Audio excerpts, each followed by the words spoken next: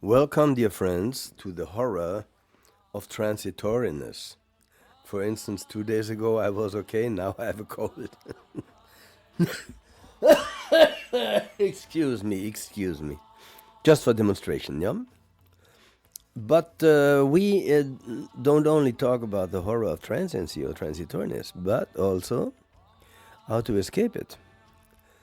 In order to escape an enemy, you have to know its fighting style, you have to know its strategy, you have to know its logic. So therefore, let us concentrate for the moment a bit more on the horror of transiency or transitoriness. There is in the Book of Light a train of thought. A train of thought. We say, and maybe you agree, the Book of Light teaches what is known as perishable, and for that very reason sorrowful to me. One should consider wisely, it does not belong to me. I am not this, that I am aware of arising and passing away. No, this is not myself. This is a safer way of defining or of answering the question, who am I? Because if you may say I'm this and that, and then suddenly you are not this and that. So the safer way is to ask, who am I not? Always simple example, already for our children. A 5-year-old can understand me if he listens and can handle his life from now on better. Let your children listen to this too. For instance, 3 Nobel Award winners sit around an apple, and they met to discuss how is the shape of the core of the kernel. And they talk and talk and talk. And the 5-year-old comes in, takes a knife, cuts the apple open and says, here, that's the shape. It is that easy, dear friends. And it is that easy as it is complicated and difficult as science wants to make it for us, so we can worship them as gods of science and pay them their fat salaries. And they are abusing, misusing, soiling this planet and its atmosphere to an extent that nobody would have ever thought of it. So, dear scientists, if you have a heart and a conscience, you better listen. And you better reduce yourself to the mindset of a 5-year-old. Otherwise, you may not be able to understand me and the Book of Light. So, dear friends, following that logic, I am right now, and it's a good example, using a vehicle that I am not, but that I caused through my incarnation, forming matter as it is now in my physical body. So I'm using what I can use, although that body, not me, has a cold. So I hope you hang in there with me, even if I have that cold, or rather I don't have it. Or you could say I have a cold, but not I am a cold. See, I am using that transient body. It's a big difference. So, Book of Light teaches wisely what is known as perishable and as sorrowful. Therefore, we must consider that does not belong to me. I am not myself. Now, many of you may argue, wait a moment. My body is perishable maybe, but it's not sorrowful to me. Really? Okay. Wait and see. I don't want to depress you here. I just want to make you aware. I was sitting at the deathbeds of many people in Los Angeles and in Germany, and the hospices. I could tell you stories. When the moment comes, how they turn into whimpering little children. I don't want to die, Lanu, I don't want to die. Well. Because you identified yourself for so long with your physical body that now you think you die. See, all these criminals like Soros or Clinton or other leaders, who are satanic people. Yeah, they felt very nice while they could abuse little children and other people and whatever. But then when death comes, you can see them shaking because they know where they go. It's not over. If you know the Book of Light and if you follow our teachings, then you will understand. And if you click on that link here, you will have 10 volumes of the Book of Light at no expense. Okay. So welcome to the horror of transiency. See, the horror of transiency you see even now when the phone calls. So even my words, they are interrupted. According to Book of Light, you do the wrong thing if you get upset because something does not go your way. And this is a reaction that many people have. Something doesn't go their way, oh, they freak out. I don't freak out anymore. I have the teaching. There was a time when I freaked out, I can tell you that much. Now, the question arises from what is given, and an answer always connected with realization. So, what is a realization? When I experience my body as arising and passing away, I may very well be authorized to say, this belongs not to me. This I am not. This is not myself. I'm not that body who has a cold, come on. But I have no other vehicle, no other vahan, no other upadhi to use it to talk to you. And you see, I had 6 pneumonia attacks, and the doctor,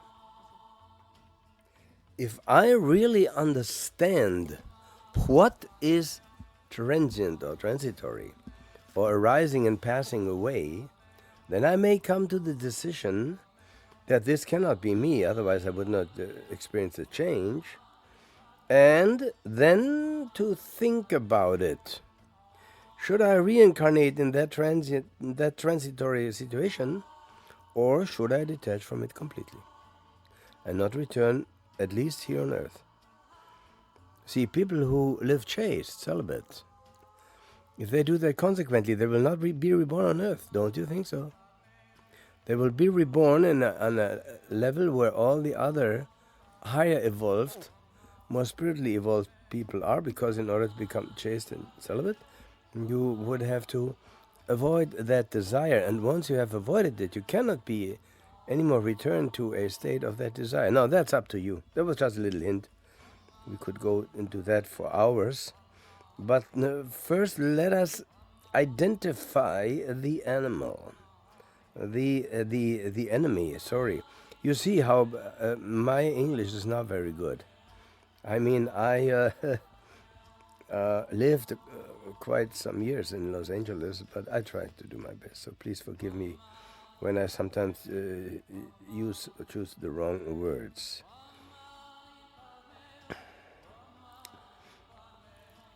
Now, this is only for, I always say it, the Book of Light is too early. And this is for 3 or 4 people. 3 or 4 people, not more. Maybe 5. You know what I mean? But it should not hold me back from spreading the teaching of the Book of Light. If somebody is really a philosopher in his life, looking at life philosophically as a philosopher, then he will be deeply affected by the transitoriness of everything earthly. Now, if there would be no escape from that situation, his heart would break, and the hearts of many break because of that, believe me. It would be a severe shock for him. And so he looks for an answer. Oh, we go to heaven? Yeah, is that eternal? No. This is a radical lecture, dear friends. I'm talking about transitoriness. And transitoriness is up to the highest heavens. So the promise of the Muslimic and Christian scriptures is not okay. It is not accurate. It is not even correctly translated. Because when you look at the Bible, it says we are eons in heaven. Well, and they translated eons with eternal, but eon is Greek, from Ionias, and it means a very long time. And it doesn't mean that you can fall from heavenly realms down onto earth. Many would argue, no, once I'm in heaven, even Buddhists, no, once I'm in heaven, everything's okay. Really? Uh-huh. Where was the first war? In what realm? On earth? I don't think so. It was in heaven. Think twice. If you look for a situation where you are really safe, therefore, if I see something as not myself, I have the possibility to give it up. I have also the possibility to cling again to it and to reincarnate it in the new life. Especially then you need the Book of Light, because it explains to you the machinery. But we are talking here about the horror first. The horror. And that horror of transiency will become your teacher. Because one day you say, I've had it with that horror. I've had it being born, living, dying, born, living, dying, born, living, dying, born, living, dying. How long, how much more? Isn't there something else? That was, by the way, the reason the Buddha left his home and said to his father and to his wife, and she just gave birth to a son. I leave you. What? Yes, I leave you. Because I want to find out if there's something that is not impermanent. And the father said, why are you afraid of impermanence? He said, well, father, you will die one day. And he said to his wife, you will die one day. And to his son, who was just 3 months, you will die one day. And the father said, yes, that's true. But we will return, my son. You are master in the teaching of reincarnation. We gave you the best teachers. And the son said, that is the problem, father. I want to know if there's something beyond that transiency, that horror of transitoriness. And that's what we're talking about here. Let's see if there's something. We have the presentation of the Book of Light, ancient doctrine, billions of years old, directly from Akasha, dictated to the great Chuan, to me. And with that, we want to, to end the suffering? Yes. What a high task. End suffering, dear friends. To end the suffering. Is there another suffering than the suffering of transitoriness? You tell me another. You tell me. I don't know of any. Many people may argue, so what? That's life. It's temporary and this and that. But while we live, we can enjoy. But there are a few that say, I want to look behind the veil. And then you're right here. Welcome to the Book of Light. Now, let me directly shock you with a message. Men, women, children, animals, plants, minerals. They all listen. You think they don't listen to what I say? They listen. This teaching leads to nirvana, which is beyond the heavens of religion. And it is a teaching that therefore is called Attakavachara. It's a doctrine that's not in the realm of merely abstract concept. It's rooted in intuitive perception. And you heard my lecture about perception. Logic leads to it. But at the door of nirvana, you have even to drop thinking and logic. Because in nirvana, you don't need that anymore. You are free. You are not even your thoughts. You have a thought. Yes, that's true. In order to understand the machinery, you would have to know that your thought is an activity that is a material activity, although very refined. Done with what? With your etheric mental body that then reflects on the physical. This would be a way to look at it. So, This is the method of the Book of Light. This is the method of the great Johann who dictated me the Book of Light under the bridge when I was homeless in Los Angeles. And when then somebody came and saved me, and I had a big group and everything. But you see, all of you who listen now, in Los Angeles or in America, I was too much attached still to my senses. I couldn't be your guru. What I passed on to you, that was guru. The rest, forget it. See, but now I can say I'm still not a guru. Oh, help me. No. But I point towards the important aspect that the Book of Light is guru. Nothing else. So in the light of this method of the Book of Light, there is a understanding of the cycle of rebirth in all its depths and heights. And then this understanding helps you to follow the path. Finally, either you want to return, reincarnate, or not. So you see, all our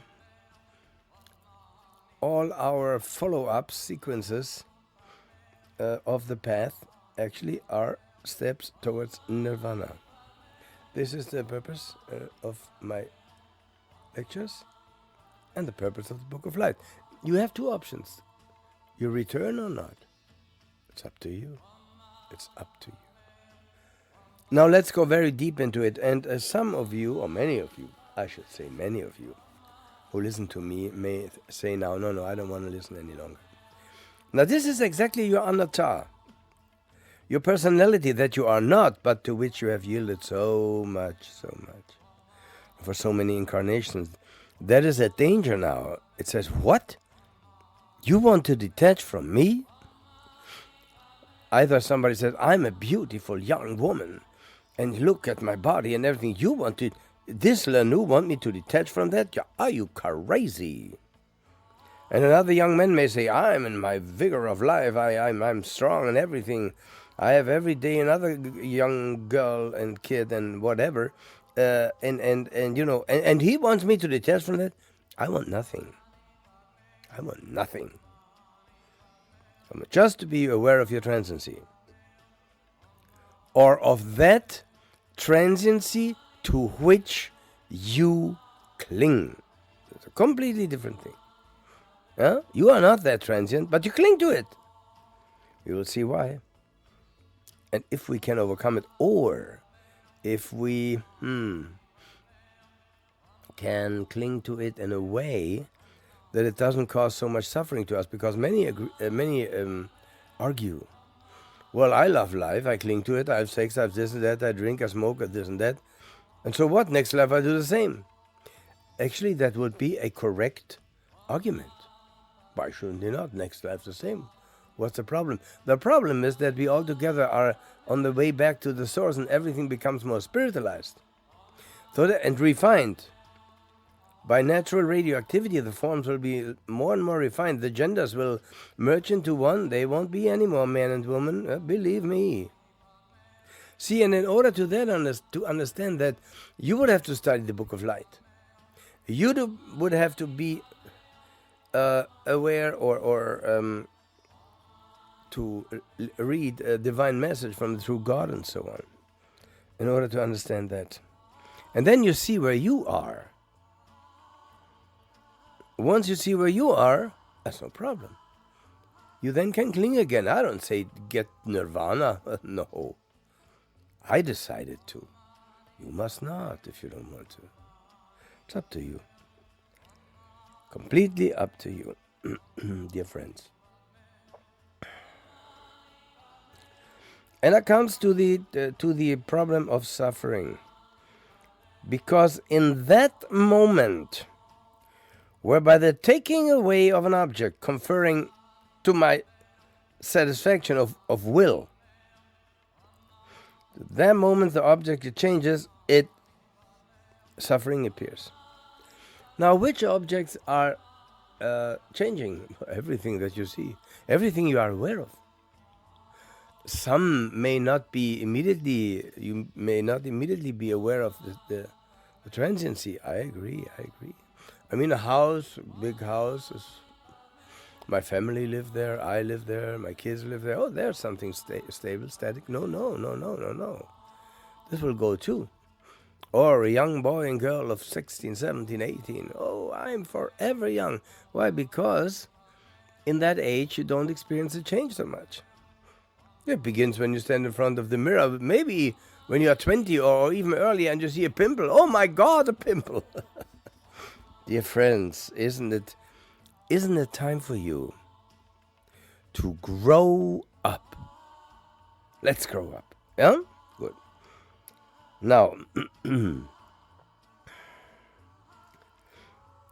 when a person finds a complete and exclusive satisfaction of his will in possessing or cherishing some object, in his wife, in his children, in the realization of some idea, there are many things, grow dear to him.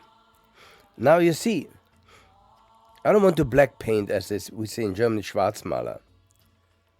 But this object, upon which your interests are entirely concentrated, when that is snatched away from you, and it will be snatched away from you, believe me, because then for you it will be impossible a further occupation with it. Now what do? Life will become worthless to you.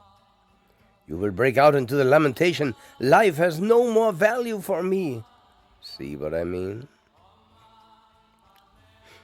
So then, are you ready to look on life from quite a different point of view?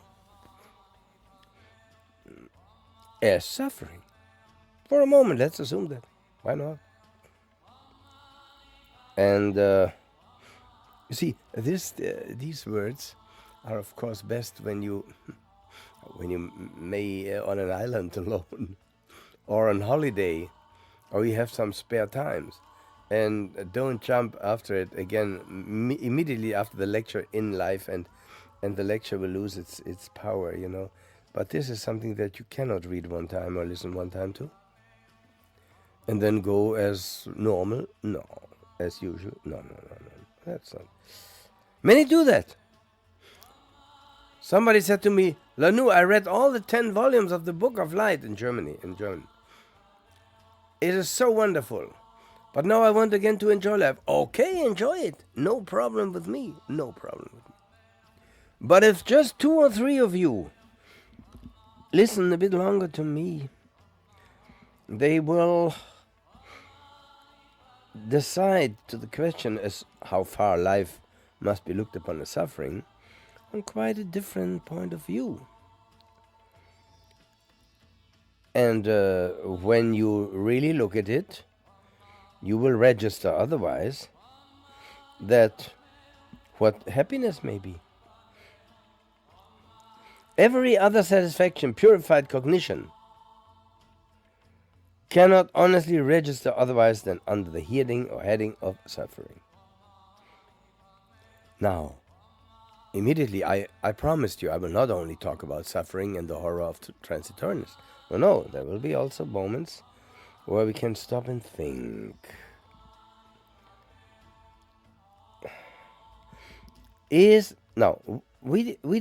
We decided maybe now, any object of will that can be taken away from you leads to suffering, to the extent that you clung to that object.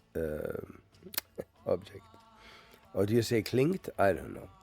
Anyway, you know what I mean.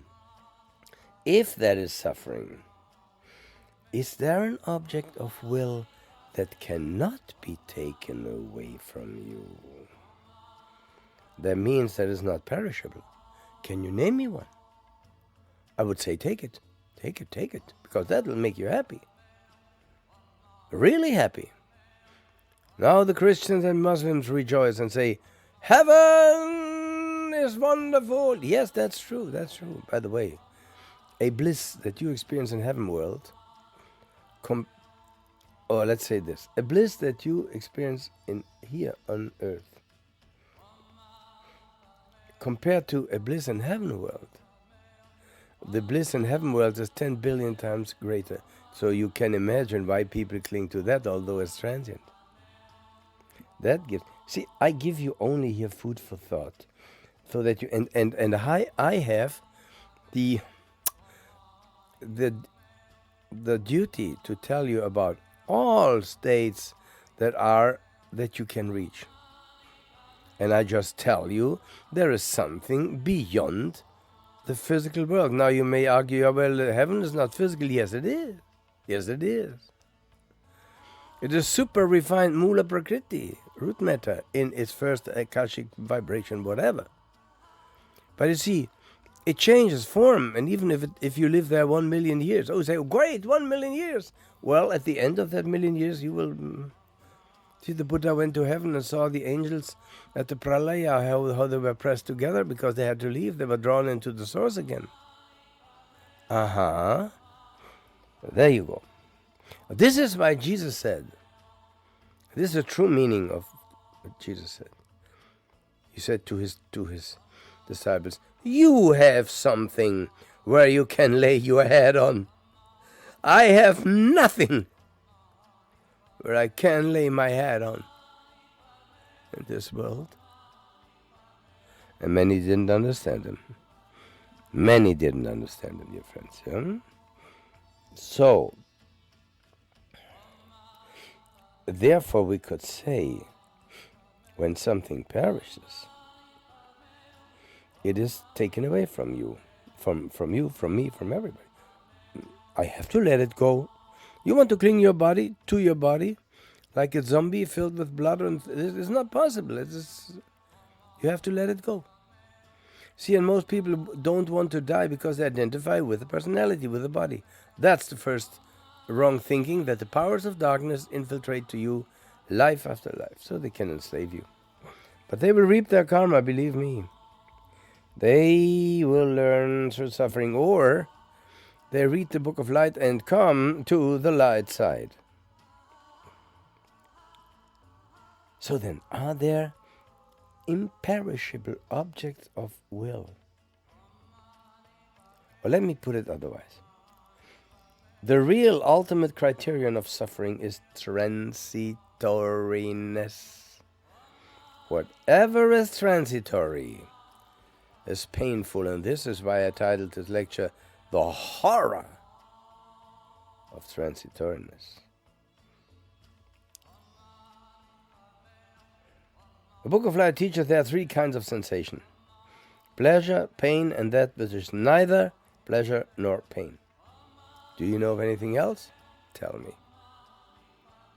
There is pleasure, there is pain, and there is neither pleasure nor pain. And as in regard to the impermanence of things, that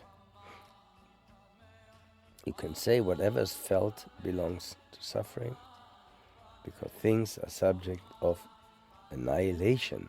Annihilation. What a word. So then, is this a world of suffering? The answer is yes. It's a world of suffering. Because the entire world, entire universe, its relative awakening, which is not a Big Bang as science thinks, because there is no first Big Bang. How foolish can you be? A little child could come and say, wasn't before, prior to that Big Bang. Now that was the main problem of Hawking, So he assumed some pre-universe. But what childish is that? A little child could come in and say, what was prior to that pre-universe?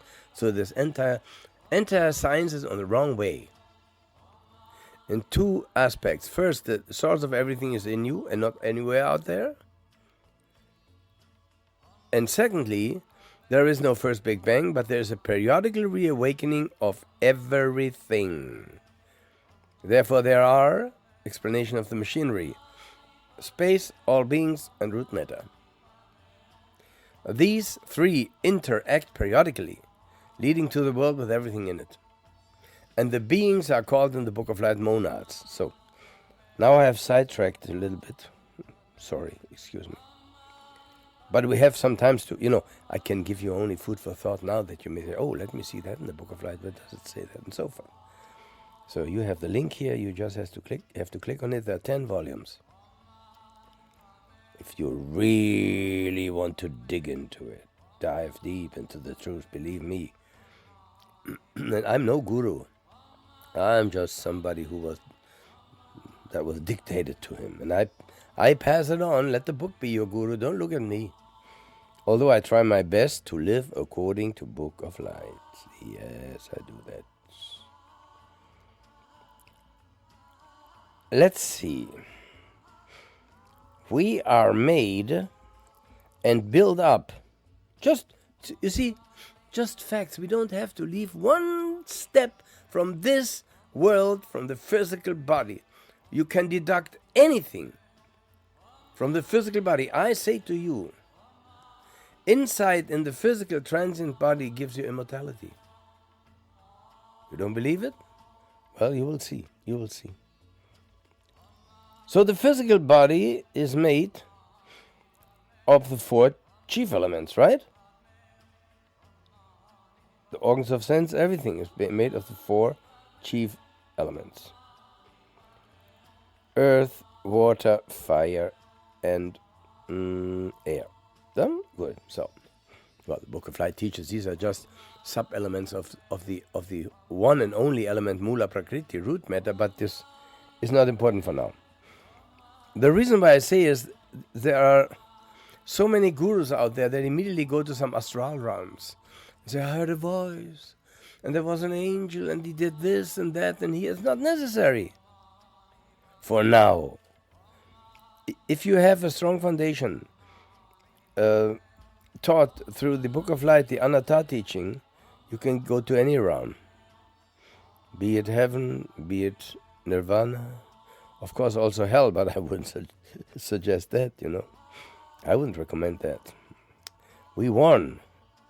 You see, if you dive too much into material world, you will end up in heaven, no doubt.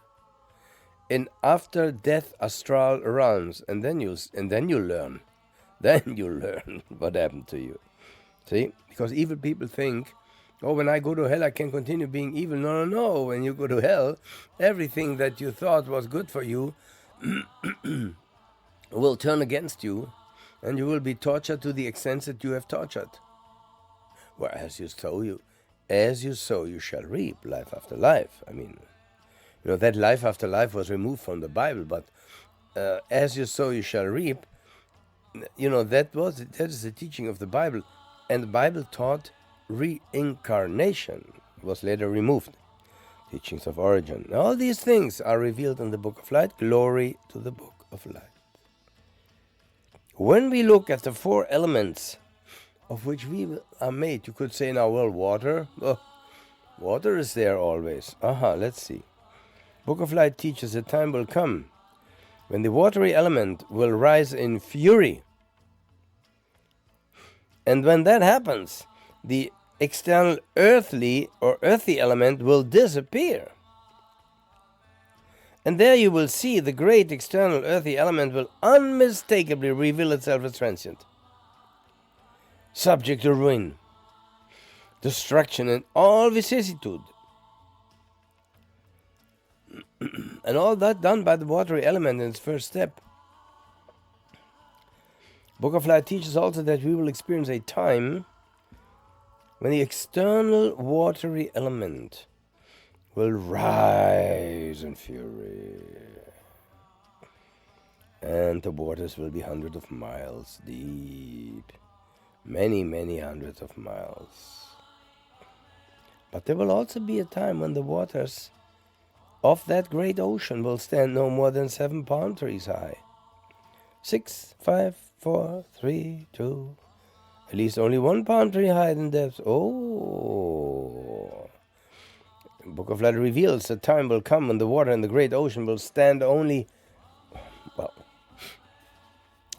maybe 7 feet? 7 feet? Or let's say 7 men's height in depth. That's the Book of Light. Then 6, 5, 4, 3, 2, finally 1 man's height in depth. Oh. Imagine an ocean that is only of 1 man's height. or depth. And then the time will come when the water in the great ocean will only come to a man's middle, to his loins, to his knee, to his ankle. And deeper will the water sink, and it will show that the great external watery element will unmistakably reveal itself as transient. Ruin, destruction, vicissitude. So these elements in which you now revel so much and you adore and admire so much, they are transient. They're transient. Wait and see. You can escape that situation. Then you cannot only listen one time to my lectures here. No. They must become your entire life. Then you will understand. And every question that you have about origin and purpose of man and universe is revealed in the book of light, book of books, Savior of mankind. Dear friend, now that was the watery element and the earthy, but we have also an airy element and a fiery, and it shows that also there is transitoriness. The great external airy element will unmistakably reveal itself as transient, subject to ruin, destruction, and all vicissitude. That is a reality, dear friends. That is a reality. And nobody wants to listen to it. They say the Earth's heat is rising. Listen, the Earth's climate changes with or without you. You have nothing to do with it. And if you soil the Earth to whatever you want, the climate will change on its own. And it will blast you away like maggots from a wound. Because you don't want to learn. There was a time when we had everything. We didn't even have to work. Everything was there. But no. We wanted more. Now, thus all matter comprised under the heading of the four chief elements shows itself subject to what? To the great law of transitoriness. And the same is, of course, the case with all things formed by it, and as I said a couple of minutes ago, your body, our bodies are formed by that, no doubt. Yeah? And therefore, immediately after we look at this incessant vicissitude of all material things, we can then say, what is with this body? There is nothing here of which I can say I or mine or am. Nothing whatsoever. Because your body is too subject to ruin, destruction, and vicissitude. And accordingly, to the transitoriness of the remaining components of your personality is self-evident. Everything is transient. Everything, listen, everything that you are aware of as arising and passing away, you cannot be. Otherwise, you would pass away with it and you would arise with it. See, you are not even your thoughts. They say, cogito ergo sum. I think, therefore I am, Descartes. Well, there are moments, for many people not, I agree, but in soul breath meditation there are moments when you don't think at all. And still you are. Give yourself the opportunity, at least one time a day, to meditate half an hour. So you become the center again, and not what you are now, the circumference. Away from the center. Being drawn by the media, being drawn by senses, by pleasures, by lusts. I'm not a holy man, but I tell you, the more you dig into pleasures and lust and this and that, the more you drift away from your core.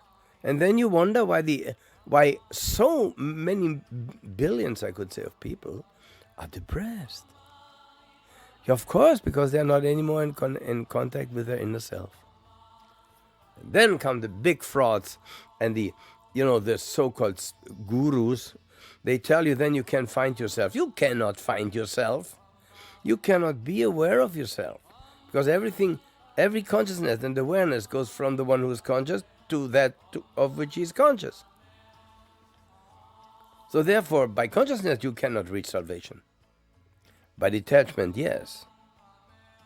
But in order to detach, you would have to, I guess, learn what is transient. Because only the transient you can detach from. From nirvana you cannot detach. From heaven, yes. Take that, or who may fathom it? Who can fathom it? May fathom it, dear friends. So we can summarize right now that the corporal form, now I say something radical, no matter how wonderful your tits are and you're behind. Okay. It's transient. The maggots will eat it. Wake up. Look for that is not subservient to arise and passing away and to destruction. Look for that. I lead you to that. The Book of Light leads you to that. I'm just still a new. What does it mean? It means student. I'm a student of the Book of Light, to whom it was dictated, and I pass it on to you. That's what I'm doing here. And see, I don't want to sell you books. I don't need that money. I have enough money. And since 30 years, I don't take 1 cent from my books. This goes all to a little publisher, a little publishing company. They pay thousands of dollars for each book, especially when there are, like in the Book of Light, so many illustrations. They are thousands of dollars behind in the red number, so to speak. But they don't care. They want to spread this message to be spread. And I told them it is too early. It's too early. It should be done in 100, 200 years. No, they said no. Here we are. Here we are. You may agree the corporal form is transient, especially when you listen to me now, to my corporal form, that has a cold. I caught a cold. And I wish I would be able to talk to you in a better way, but I can't. Yet I don't want to waste time, because who knows how long that body will stay with me. See, this is the point. So I use every minute and second. Now, if the corporal form is transient, what about sensation? Because we experience sensations, right, with the body. Well, if the body is transient, sensation is transient too. If sensation is transient, the arising of sensation is transient too. What conditions sensation is transient too. When sensation arises from that which is transient, how could it be permanent? It's not possible. But when I detach myself from the transient and from the mortal, then what remains is the immortal core. Yes, that's true. Who dares it? Who is the warrior? You know, Mike Tyson is a little lollipop compared to that fight that you would start to fight now when I talk to you. To let go of that to which you clung so many lifetimes, and which has an authority and what's the name for it? Has a presence. It says, what? You want to get go of me? Are you crazy? I am the dweller of the threshold, it may say. You were satisfied with me so many lifetimes, and now you say, just because Lanu says I'm transient, you want to let go of me? I'll show you. And it will show you. To the extent that you clung to that which you essentially are not. Many have written to me, Lanu, I wrote the Book of Light, and then suddenly I meditated. Such an overwhelming power came over me not to do it, and I didn't do it. I say, okay, don't do it. But at least you tried. You did the first step to escape the horror of transitoriness in order to attain true immortality, which is beyond time and space, by the way. Now, the Book of Light teaches that time is just the awareness of transiency, nothing more. You know, they always come with these, they write books about time, what is time, and then they are very intelligent. It's all nonsense. Time, you have only the illusion of time when you experience transiency. Morning, day, night. So you put it then in parts, in seconds and minutes and hours. You could also say Google Dadel and Babel Bubel and Bibel Bobble. It's all the same. See, one have to see that you are dealing with transient matter. And then you experience it as time. Yes, that's true. That's correct. But time per se does not exist. It is a moment, it is an awareness of transiency of that of which you are aware of. Nothing else. Nothing else. So if you detach from your desire from that of which you are aware of, then you become timeless.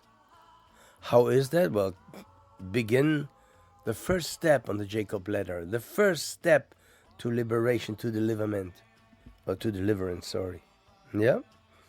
Now let's look at the mind. Oh, the mind is something beautiful. No, let's look at perception. Well, we were talking about perception. It's transient too. So when something underlies the arising of perception, or what conditions it, this is transient. When perception arises from that which is transient, how could perception not be transient? I mean, a 5-year-old can understand that logic. Now we come to the so cherished mind. Let me make it clear. If you want to reach nirvana, mind is very important. Not in nirvana, but to reach nirvana, to reach the door to nirvana. Then you have to drop your mind too. If you drop it too early, you risk insanity. If you cross a river in a boat, and let's say that boat is your mind, and you cross a river, the wild river, and when you are on the other side of the shore, do you take the boat on your shoulders and move on? Just for that example now, of course not. You don't need it anymore. But people do sometimes the mistake, say, now I understood, yes, I let go of thinking. This is to be compared with those who cross the river with high waves, and in the middle of the river they leave the boat and say, I know now, I come to the other side without the boat, just as an example. They drown. They be reincarnated again to start anew, which leads us then to initiation and all these interesting words of which we will talk. So the activities of mind are transient. Can I prove that? Of course. There are moments when you don't think and then comes a thought, right? And then the thought disappears. If you would be your mind, you would have lost consciousness when the thought ends. So you're not your mind. Mind arises in you and passes away, or you use mind, you use your mental body, which is not at all the physical. All these things are taught in the Book of Light. But just for now, let's remain here on earth. Let's not even consider the high teaching of man having 7 bodies and not 1 and so forth. It's not necessary. We stick with 1 right now. No? So the activities of the mind are transient, and what underlies the arising of the activity of the mind is transient too, or what conditions them, you could say. Yeah. And then the activities of the mind which arisen from that which is transient, then how could the activities not be transient? Excuse me. This is a chain of logic. A chain of logic. And if we look at cognition, that is transient too. There's a rising of cognition, and that which conditions cognition is transient too. And when cognition arises from that which is transient, how could it be permanent? No way. So when you look at all the 5 groups of personality, then you can say they are groups of grasping. And then, what can we say to them? Still with both feet on earth, no guru talk, no pseudo-esoteric. We can see by own empirical experience, so to speak, arising shows itself, passing away shows itself, and during existence, vicissitude shows itself. So the whole personality, the whole world is, if we follow that thought, painful. And it comes down to how many words? 1, 2, 3, 4, 5. When I think now in my head, whatever is transient, that is painful. 6 words. Yeah. Or 2 words, big formula. Transiency, or transience equal painful. Transient equals painful. Or transitoriness equals suffering. But we don't look with fear or anger to that of which I call suffering. No, we identify it, we are logic, and we then do whatever we want to do with it. Do we want to continue to be attached to ourselves, or is in us already a yearning for that which cannot be taken away from us anymore? Think about that. But when I think at average people, not to put down our average people, not at all. We are all gods in the making. Becomes clear to me and I saw so many people dying, dear friends, when death comes near. There is a complete breakdown of all willing. Everything is torn away from you. Your prosperity, your relations, your own body, in which, I hope not, but I witness as many times, in the pangs with which you may be writhing. And then together with that, the entire rest of the world is for you only an ocean of misery, and don't tell me different. I witnessed this so many times. One lady in Los Angeles, she was dying. She went in my group. She was a Christian. She came to my group, and then when she was dying in the hospital, she was quite rich. She spent a lot of money for the church, and so she lay there and she looked at me, and the cancer was in her skin and her face, and she was smelling already, the smell of death. She said to me, Lanu, I'm afraid of dying. I say, what? What? You are a Christian. According to your teaching, to your Bible, you go to heaven. And she took my hand and squashed it, that I thought it would be broken. And she said, but what if it's not true? Dear friends, do you want to die without being clear of what happens after death? Without having experienced it in you, not only by me talking or by reading the Book of Light, because the switch will be turned to the other side, and then you will lose the fear of death, because you will see that only that which you are not is dying, and you will see the mechanism why you reincarnate. I just allude here to it, but because of the skandhas, permanent atoms remain after death. They regroup around the new impregnated womb, and there comes, you are drawn it again. Because that's where your desire is. Now you may say, I didn't want this life here. I live a poor life, I'm sick, I'm this and that, I have no job. I didn't want that, so don't tell me that I wanted it. Yes, you did. Or let me put it the other way, by your actions, you caused this, but then you still didn't know why you didn't have the teaching. You thought you can do whatever you want. The Book of Light is the book of consequences. Do you know what that means? It throws right back to you the rope of responsibility on which you hang yourself, so to speak, or which you cling to life after life after life. There is nobody to blame. You are not the product of your parents. Don't bother them. Don't blame them for anything. You are the product and the result of your own acting, of your own thoughts, emotions, and deeds. Now, how's about that? Think about it. a huge load will be taken away from you if you stop blaming others. Yeah? Welcome to the horror of transitoriness. You like horror movies? Here you are in one. And believe me, if you first listen to it, it's a bigger horror than any horror movie you saw. But it shows you also the way out of that horror. In order to show you the way out of it, it's better to know how it is, why it is such a horror.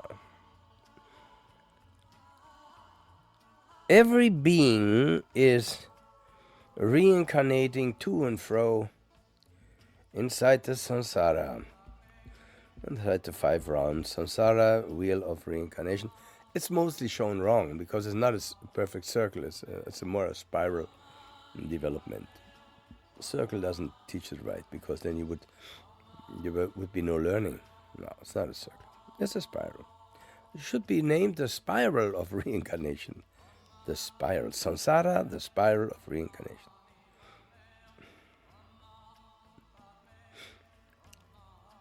Are you aware of the endlessness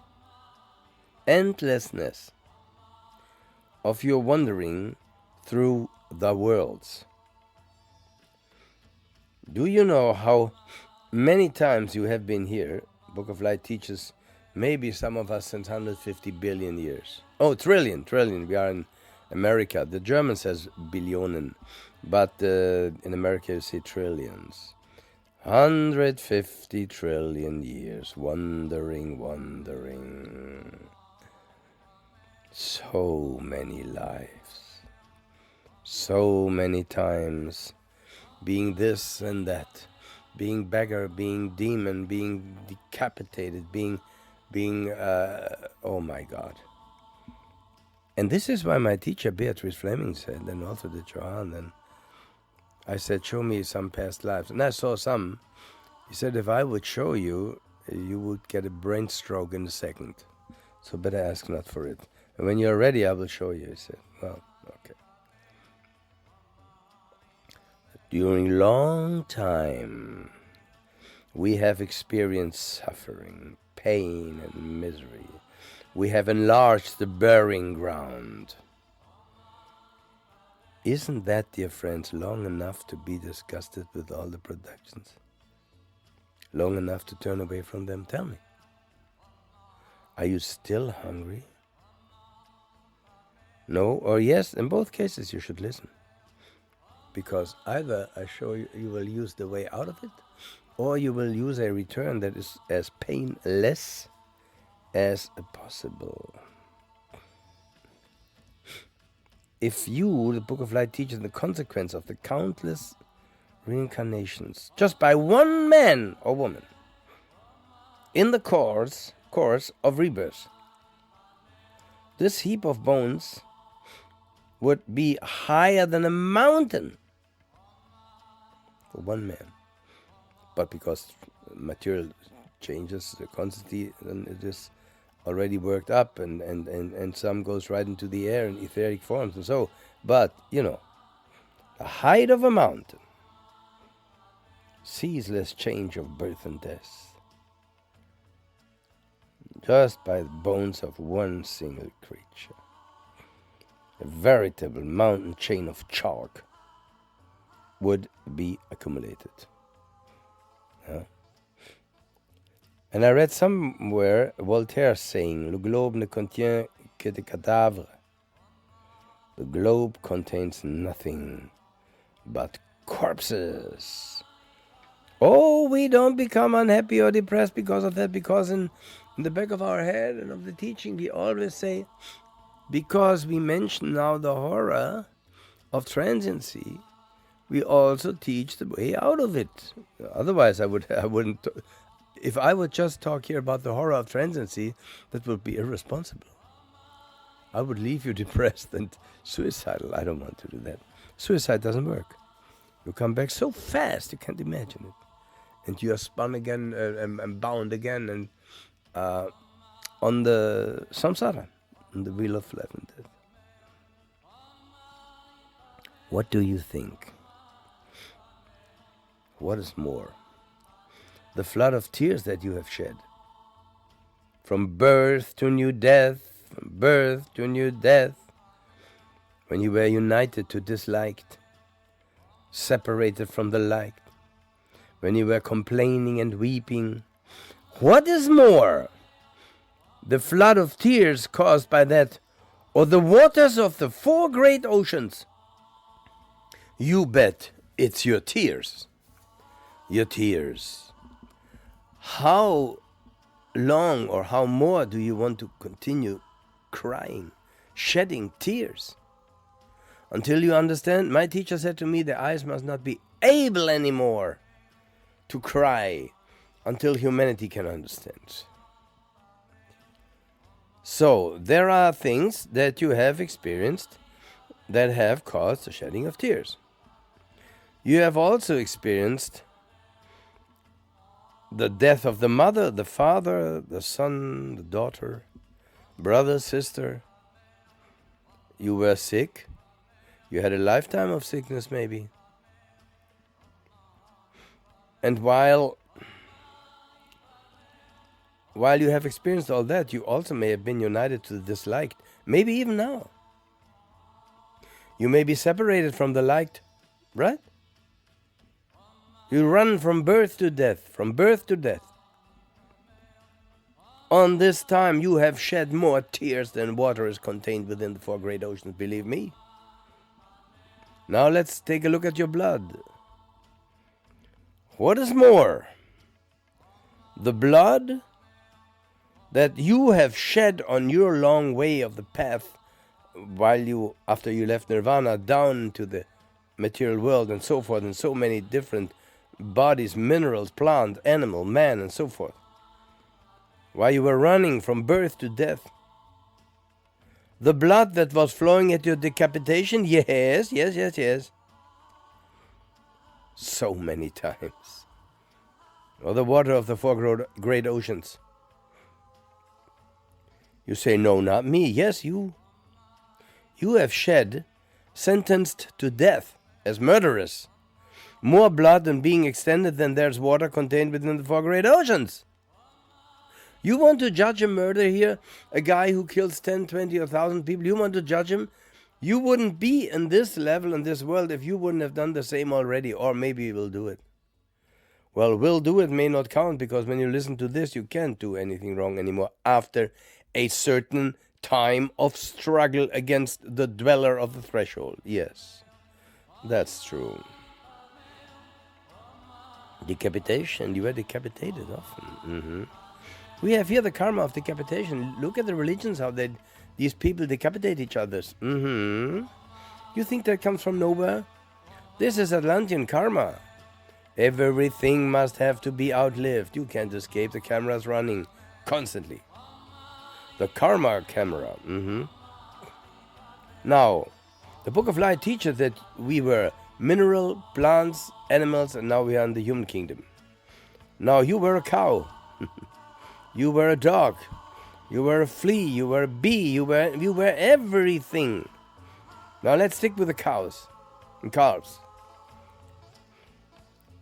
Through a long time, you have, just for instance, cows and calves shed more blood in being decapitated, or what do you think they do with these animals? Decapitated, while you were again and again running to new birth and death. What is greater, that blood that you have shed as a cow or a calf or whatever animal, by having been decapitated, than the water of the 4 great oceans? The blood.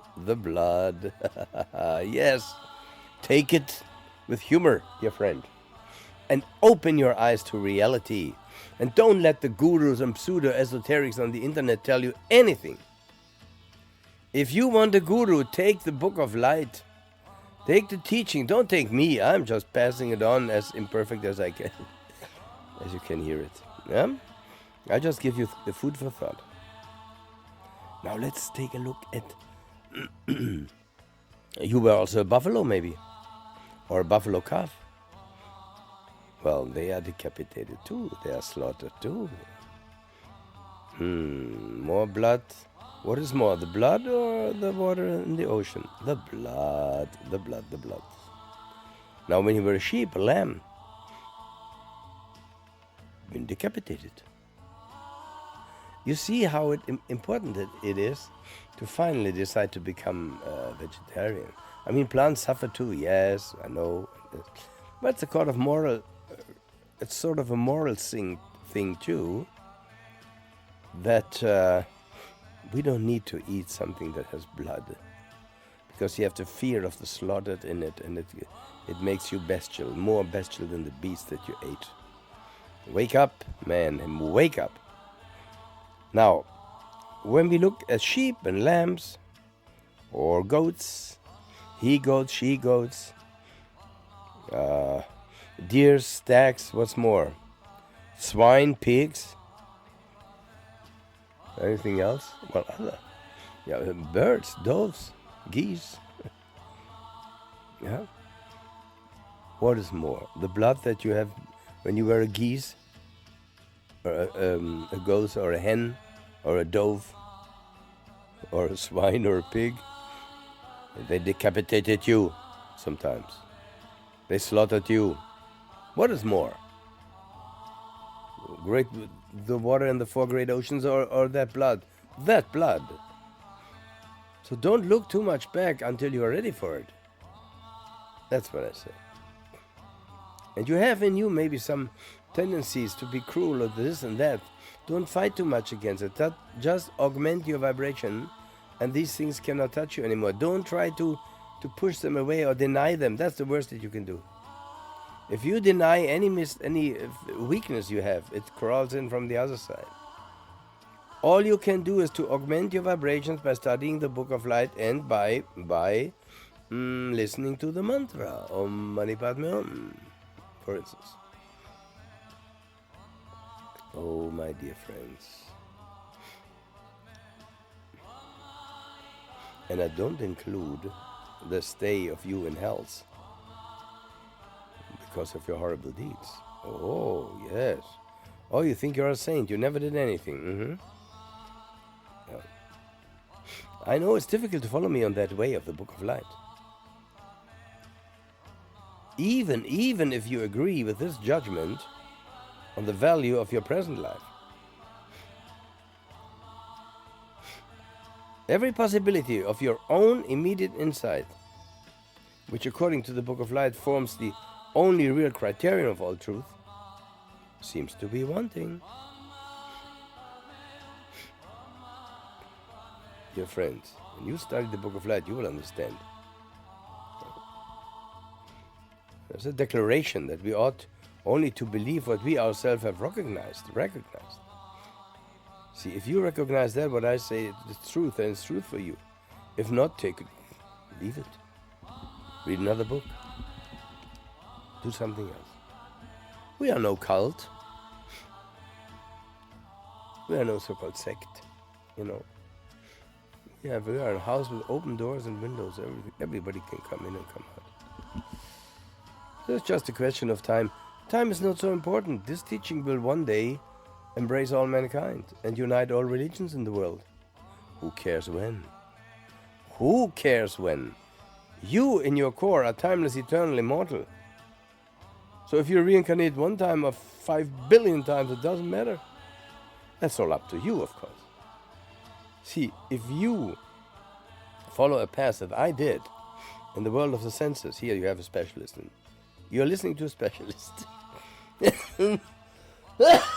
Excuse me, different. Excuse me. If you waste your time doing that, good luck. You will be born suffering again. Yeah. This truth as to the nature of our existence before and after birth is such that it can be found in a purely indirect way to anybody who has common sense. And this can be done through the Book of Light. You know? And when you look at the great religion, Judaism, Christianity, Mohammedanism. What else? Well, Zoroaster and so forth.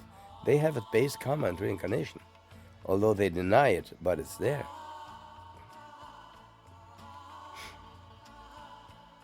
We are here, dear friends. I'm introducing you.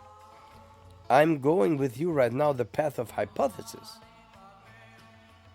And it's good so, because I want to lead you by your own common sense to that to which you may agree.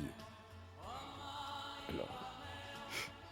Because a mere hypothesis can come to immediate truth. You know? We have theories about the ether and the origin of the world, origin of rotation. Although these people are wrong because they think rotation happened by when material particles crash into each other and then comes rotation. That's childish. That's childish. The moment the monad contacts matter, root matter, a rotation appears. That's the movement of the gods. That's the origin of rotation. You know? You have an iron stick, so to speak, but magnetized, and there is iron powder in a glass or something, petri dish. You call it. So then you put the iron stick in it. Immediately, all the iron power, and because that stick is magnetized, will be attracted towards that center. That stick is now the center of all the thousands, maybe, of powder particles of the iron. And if you turn the stick, you have rotation. That's the cause of rotation. Nothing else. Rotation is caused by that which causes matter to rotate. Dear scientists, I know that science one day will have the Book of Light as a must in their schools and universities, especially the Book of Light for children. So, how can I talk to you by not going too much into detail, but to point always toward the Book of Light as a tool for deliverance and liberation?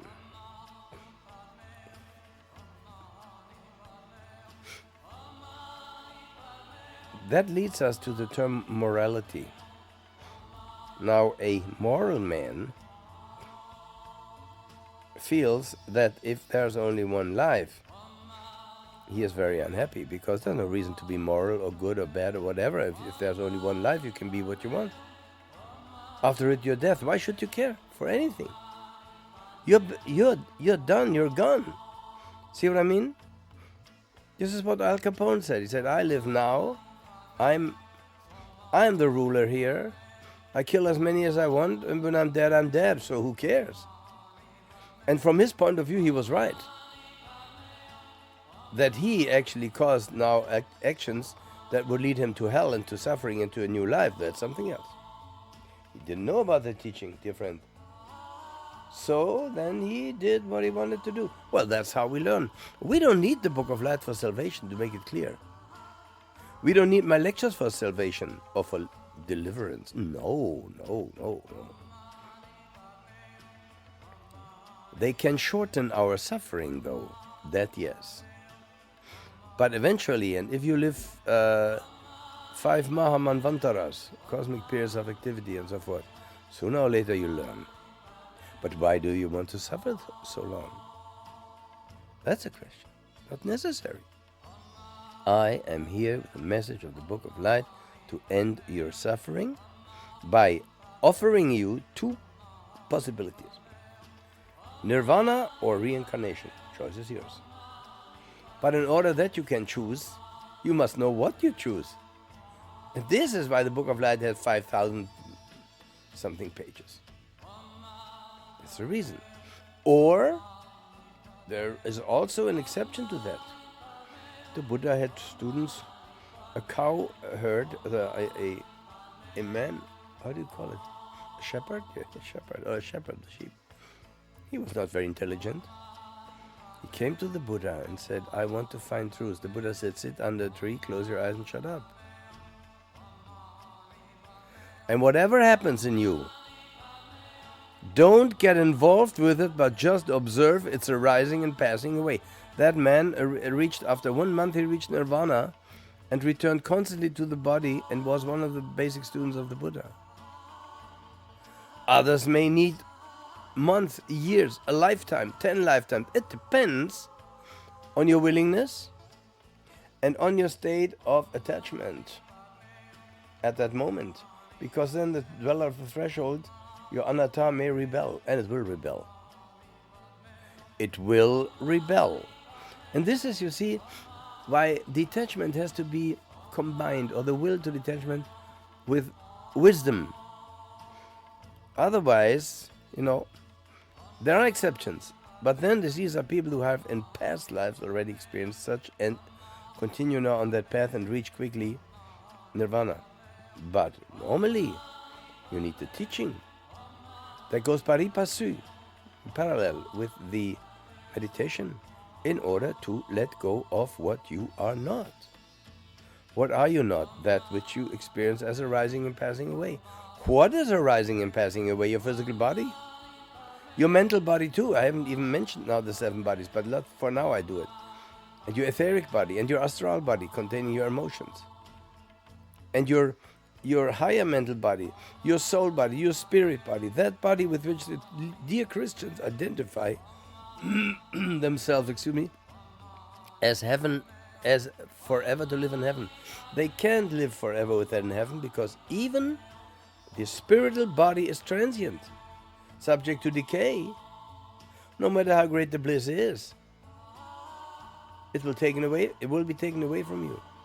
So if somebody says, I don't mind, that's okay with me, no problem. Even then, especially, you need the Book of Light, so that you can experience the meditation already, all these different stations, up to passing the heavenly realms, then to nirvana, if you want to let go of the heavenly realms. This is the bliss or the happiness beyond the pleasure of the senses. When you don't feel anything anymore. Now everybody might ask, well, how can there be bliss when I don't feel anymore? That is the bliss. That you're even free from feelings, and yet you are not destroyed. In nirvana, you just don't say I anymore, because there's nothing anymore to say. But you return so many times the Buddha did return, others, from nirvana to the physical body, then to teach again, then to meditate again, they go to nirvana again, back and throw.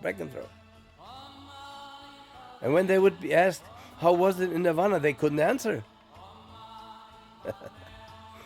They were silent. In nirvana, you have no ears, no mouth, no language, no this and that. Solve the riddle in meditation by listening to the teaching, which leads you to the end of suffering from the transiency, from the horror of transitoriness. The universe appears and disappears with everything in it. After disappearance, it rests and appears again.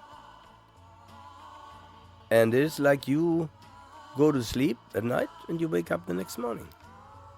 So the cosmic system, like a computer, 0101 or 1212, repeats itself everywhere. You can escape it or you can live in it. Now, even then you really need the Book of Light, so that you may not stumble and fall on the path, which is always painful. There are so many modern enlightened persons. Oh, they are enlightened. Huh? They doubt all that.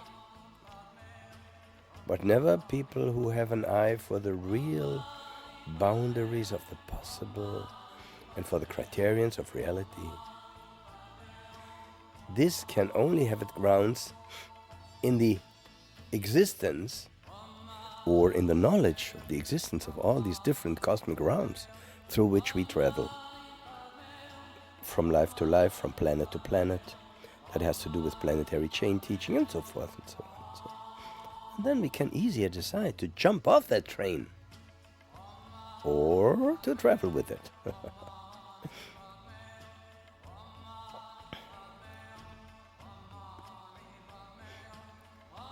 Sometimes when I'm silent,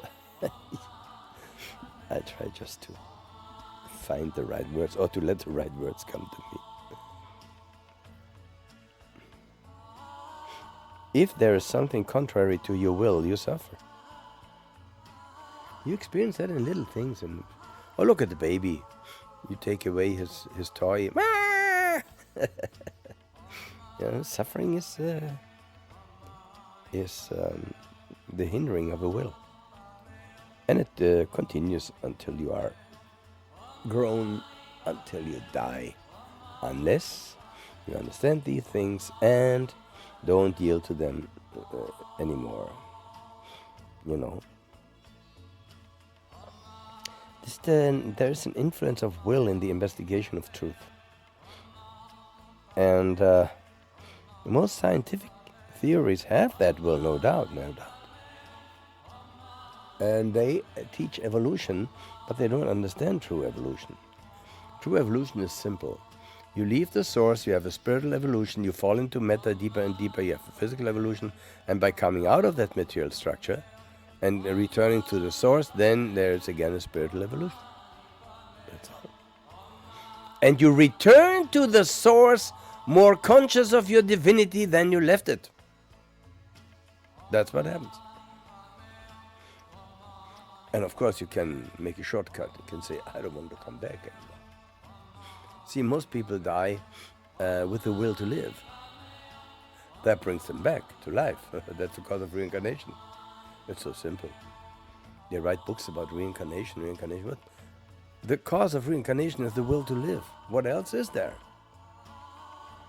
And according to the law of energy of Meyer, that's exactly what happens. Energy can't be lost. If you desire something, that desire will remain on its corresponding planes, which is, in our case, according to the Book of Light, the astral plane, etheric plane. Then it regroups around a new womb, and there you are again. Now, if there are no skandhas, no desires left, you won't come back. Earth is the best place to attain nirvana. Do you know why? In hell it's too horrible, and in heaven it's too blissful. That's one of the reasons. As I mentioned already, dear friends, there is, of course, evolution and creation. So there's no need for those people to cut each other's head off and the evolutionists say, no, there's only evolution, and the creationists say, that's only creation. It's all nonsense. Both exist. The being leaves the source. The timeless, eternal, uncreated, timeless, immortal being leaves the source, falls into matter, is surrounded by matter, driven by desire. And this you could call an evolution. During the downfall into matter, this being, this monad, on its way to godhood, is supplied by garments by other hierarchies whose karma it is. Now there you could say there is a creation of a body that is like a tailor who makes you a jacket or something. They gave us thought about 18 million years ago and so forth, the Manasaputras. We didn't have no thought. We had latent in it, but no vehicle to express thought. See, therefore, those we can call creators. But the being itself is uncreated, a timeless, eternal. And there you have also the evolutionary process back to the source. So, of course, there is evolution and creation in one. And see, the evolution that I mentioned, when the being leaves the source and falls into spiritual matter, that is only half of the process, namely the process of becoming. And the second half brings always about decay with the change of forms. And then the complete collapse of all forms. It must be that way. You cannot wear all the time the same clothes in life. You must change them sometimes. Yes? This is how you can think about this. Think about a metaphysical goal beyond the realm of transitoriness. Because you came from behind the world and fell into this world. What I mean is, you are not from this world. This is why you can become everything in the world. Because you're not of it. See, if you are an artist and you have your material there, you can make with the material whatever you want because you are not the material. Always use these simple examples to explain to people the wonder of life and death, or of there's no difference between a person who dies and a birth, life and death, and the entire universe. You are a microcosm. You are a tiny cosm. You are, so to speak, a copy of the huge cosmos in which you were born or in which you fell. And you follow its laws, which then are called the laws of nature or of karma reincarnation. But basically you are inwoven in that web of that creature. We live on the atoms and molecules of a God. And there are many of them. So the belief in the gods is not wrong. It's not wrong. It's right.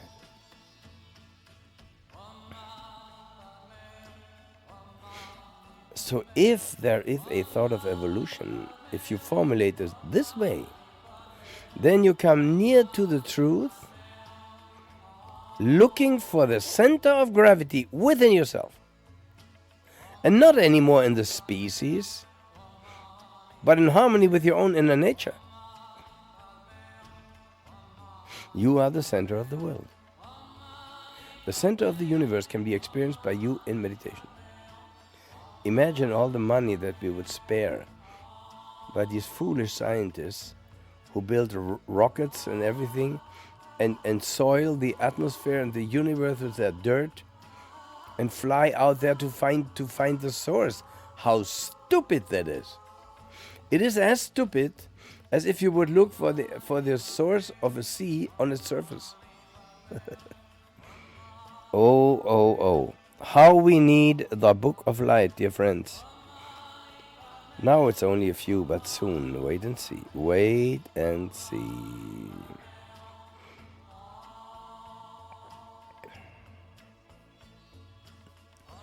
This is timeless. This teaching is timeless. It is from Akasha, from 150 billion years ago. All the other scriptures are also correct. They're totally correct.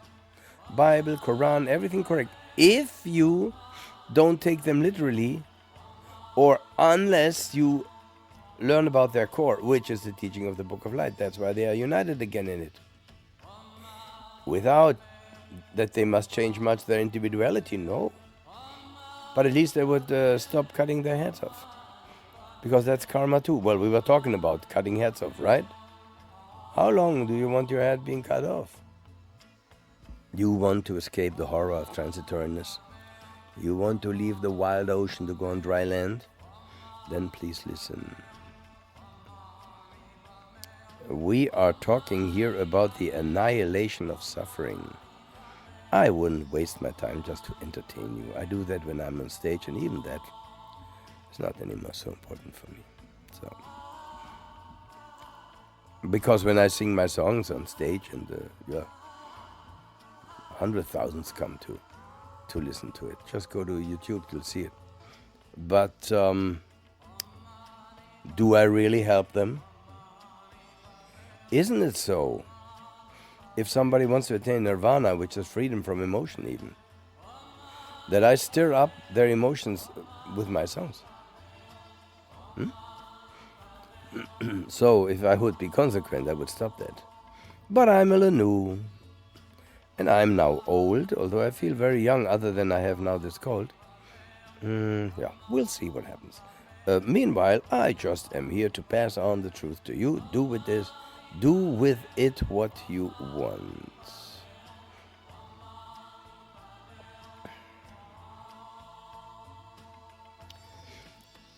All of what I am talking about here is about the true essence, about your true essence, and how you can approach it. You can try to answer directly or indirectly. You can indirectly answer the question, who are you? By determining what you are not. what you are not. And that much you understood already now, or maybe, you see, some people come here with a knowledge that they have been printed with, they have been educated with their whole life. So if I come out with this knowledge, something in them may rebel and revolt. But if you dare to ask the question, what am I not? This, the Book of Light teaches, is the better way. Well, okay, let's say we cannot decide it beforehand. We don't want to, we have to be serious here, because I dig deep into you now. And you feel that already, right? So,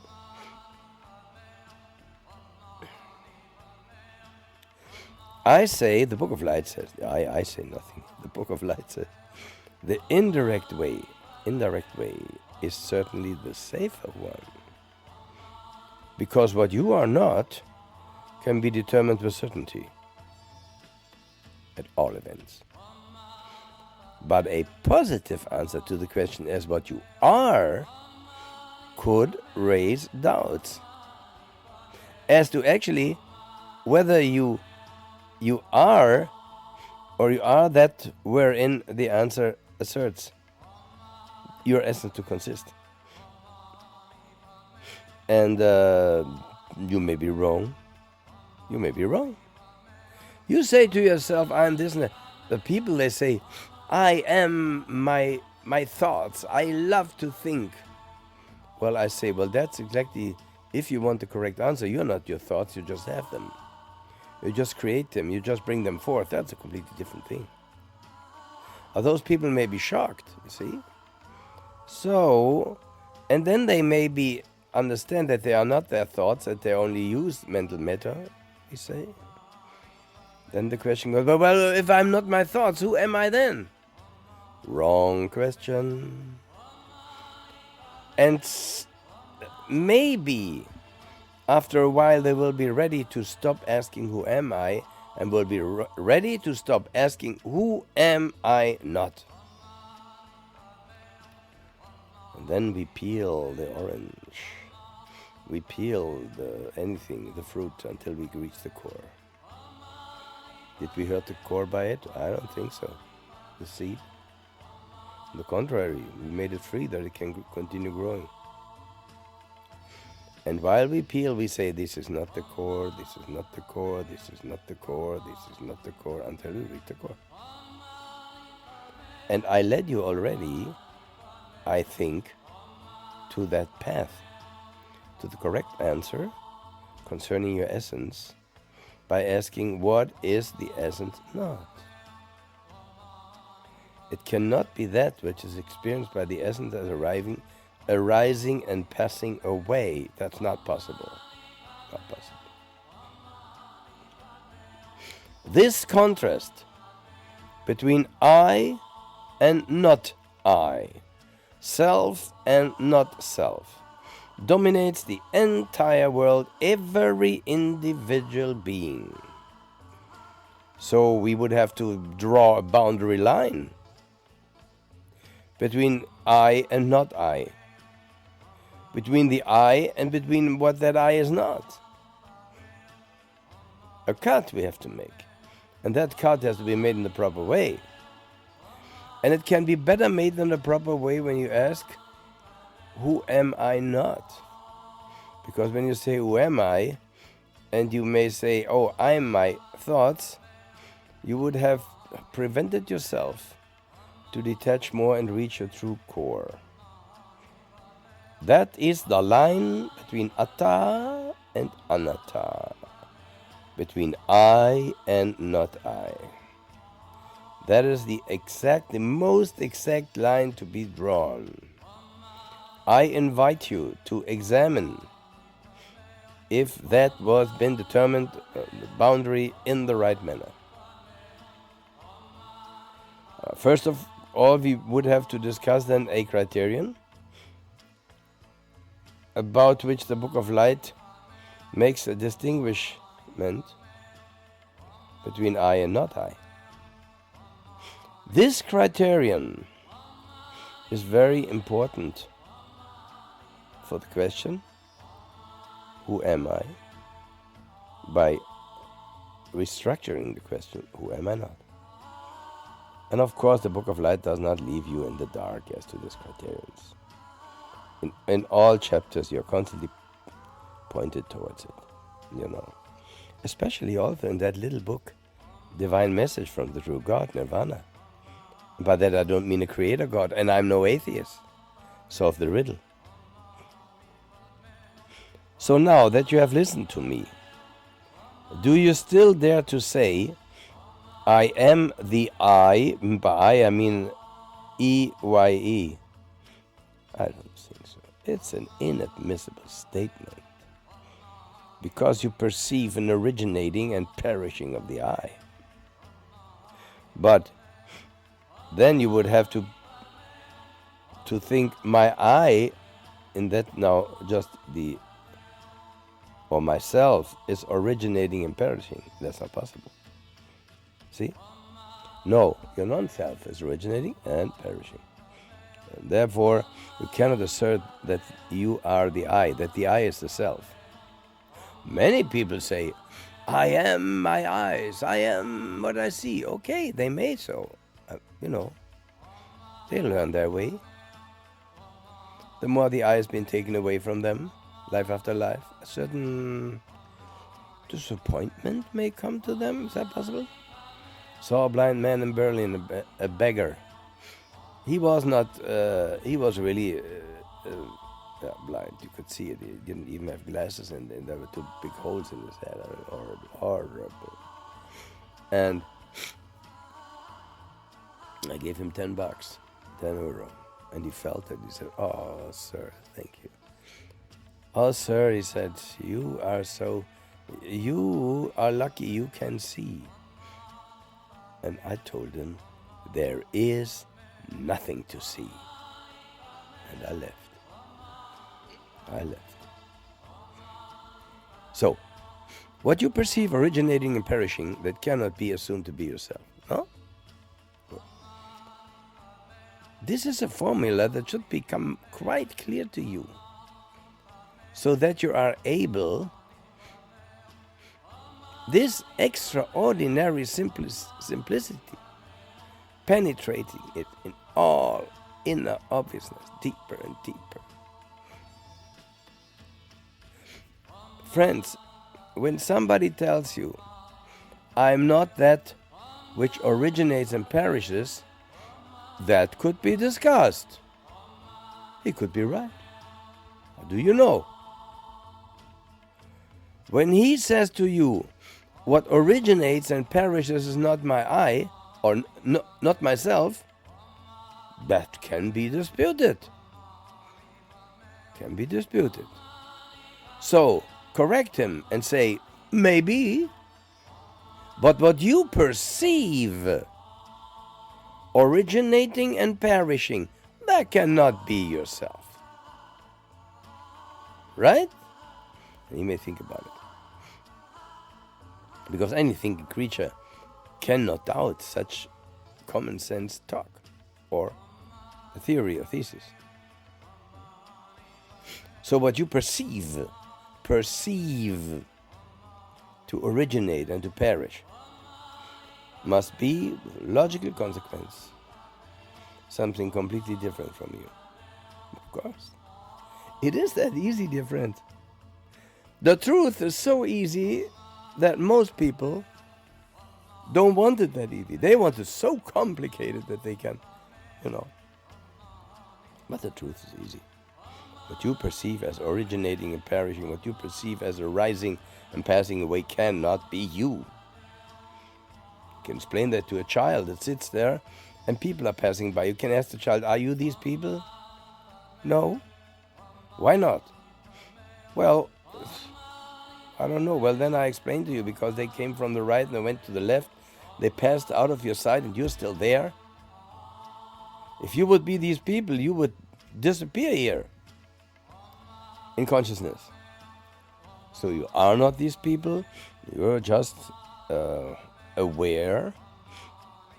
You perceive their coming and going. Yeah? So, that you then exist does not have to be questioned. This is clearly, very clear. You don't even have to prove that. All you may have to want to prove is what you're not. You can then even continue clinging to it, no problem. But just try to draw the line for a while, so that you don't cross it too often, falling into the anatta and becoming slave of your senses, hurting yourself and others. This is why the Book of Light is there, and it helps me. I read it every day. I know it by heart, but I read it every day. You better believe. And you see, when you have a pain, you cannot be identical with the cause of your pain. If you would be identical with a thing that you behold perish, you could not experience pain through this passing away, because whatever is in its own essence is transitory. How can the transitory be unhappy about being transient? Is transient? Is this nature? No, the one who is not transitory, who clings to the transitory, of whom it is taken away over and over again, that's to the extent that he clings, he suffers. And everything you see to be transitory is transitory in consequence of its nature. The hand cannot throw away itself. The transitory cannot experience this transitoriness as painful. Are you clear about that? That of whose true nature it is to arise and pass away can never be unhappy about it. Only you who cling to it, only you, to the extent that you identify with that which arises and passes away. Glory to the Book of Light. Yeah? Transient. That which is transient, its nature is transitoriness, so it cannot suffer from it. No way, no way. So the body is not actually suffering. You are suffering. That part of you that clings to it. Think about that. Think about that. And try to meditate yourself more and more in a state of detachment from that which you are not. Repetition is the best teacher. And so I rip away from you everything that will be ripped away anyway at death. So I don't take nothing that will not be taken away anywhere. You decide how you attached, how you grasp it, how you are attached to it, and so forth. I cannot consist in that which, because of its transitoriness, causes pain to me. No way. Well, there are people that are masochists. They cling. 50 Shades of Grey is the most selling book, 100 million books, about somebody who spanks as a naked woman and has sex with her, and 50 million, 100 million people buy it. Can that tell you something about the consciousness of mankind today? Can that tell you something about the clinging to the transitory and the horror of the transitory? And so many who are in that state of consciousness may say now, I don't want to hear that, let me enjoy life. I will. Can enjoy life, no problem, by God.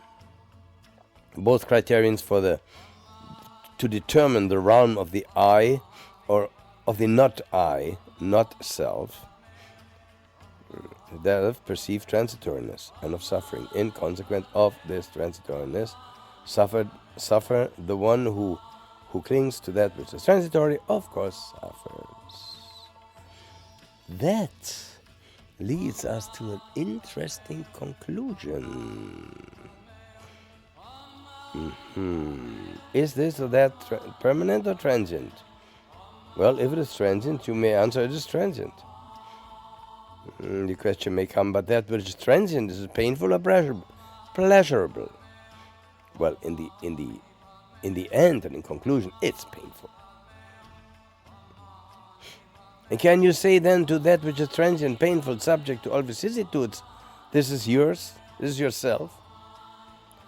Of course not. And so, are you ready for the shocking truth? There is nothing permanent within the world. Nothing. Everything recognized is transient, subject of incessant change, especially the parts constituting your personality. This is true. This is a truth, a simple, simple truth. Everything is not the self, is anatta, is not you. And on the other side, you stand. You know? Or let's put it this way. On one side is you. The real you that left the source behind the world of appearances. But on the other side is the entire cosmos with everything in it. Which of course also is prone to duration, origination, dissolution. Dissolution. The universe itself is of course also transient. This is why we are here. Alike attracts alike. Only just that the universe remains for 311 trillion 40 billion years to then re-emerge into the ever to be unknown, because it cannot be known, because as I have told you, you must drop also thinking before you enter nirvana, which excludes maybe most of mankind, but I can't, it can't hinder me to tell you that's the teaching of the Book of Light. And if you like heaven, you better study the Book of Light, because it'll lead you so quickly there. And it will teach you that you can return in heaven. It will teach you when people die, Christians die, and Muslims die, don't force them knowledge of the Book of Light, but help them to find that heaven in which they believe. You can do that, because you develop in yourself the energy to tell them that it's true. If they ask you, I want to reach heaven, can you help me? Yes. Don't tell them, no, heaven is transient, take nirvana. That's nonsense. They will come by themselves, maybe one day, in one next life, to the question, is there something beyond heaven? That even the Bible says is transient, but is wrongly translated in eternal. See, this is why I also say, avoid the masses. Don't go to big demonstrations. Don't run around and say, the Book of Light, as they do here with the Quran and the Bible. Let them do it. If you study the Book of Light quietly in your room, live a modest life, eat once a day, a light vegetarian meal, drink water if possible, have a moderate sexual activity, at best with the person you are really together with, married or so. You know, that's the purpose of marriage, is the transformation of the pure sexual into the spiritual, because there's another person, not only for one night or one day, and then there's a child, and then there's an apartment, there's a job. That means you have to direct your attention to many other things. That's the purpose of marriage. Many people don't understand it. Yeah? And they think they marry because they can outlive their lust, and suddenly they find out after maybe already a month, the man may say, that's always the same, they're laying in bed with me. I don't need that anymore. I was trapped by the lust that I felt for her. And she may say, well, if she only looks for lust. And she experienced lust while they met. And she said, oh, I will have that my whole life. And suddenly after a month or two or a year or whatever, she says, oh, how boring. Oh my God, I'm married now. See what I mean? Human being is a spiritual being. And all your decisions should be guided by spiritual reasoning. Yeah? So therefore you cannot say the I is the self, because that's an inadmissible statement. See, we're peeling the fruit now. You perceive an originating and a perishing of the I. But if originating and perishing are perceived, the result would be myself originates and perishes. It doesn't. It's still there. Therefore, it is inadmissible to declare that your I is the self. So it's not the self, it's anatta. That concerns the forms. That concerns the originating and perishing of the forms. You cannot be the form, otherwise you as yourself would originate and perish. No, you're not. See? You're not the I. You are conscious of something. The I is conscious of something. Yeah, that's true. But that's not you. You activate that machine. You took that over from many eons ago. And you were supplied, for instance, for thinking by the Manasaputras in order to understand by thought the world. Okay, why not? But whatever culture you have, one day the sun will swallow you up. And that's it. And as there is a reincarnation of the earth, there is a reincarnation of the sun. So there's a constant coming and going. And when I think again of the teaching of the Buddha, he said, I don't want to have that anymore.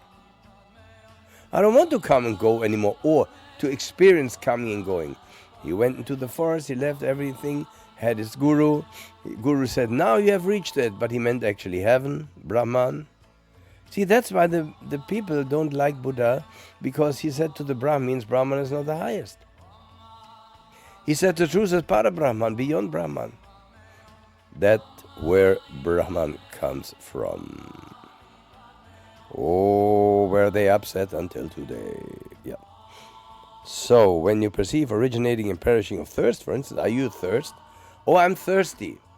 That's wrong. You should say, I feel thirst, or I have thirst. Then you could say, because thirst is also not you. It's your body who's thirsty.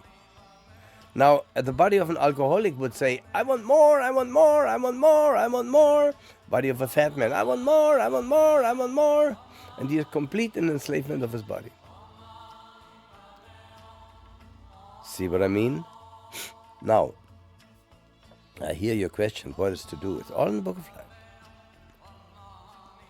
If you continue doing that, yielding to your body, you will be born with none or very bad functional organs in next life. And your parents are not to blame, you are to blame. If you want to use the term blame.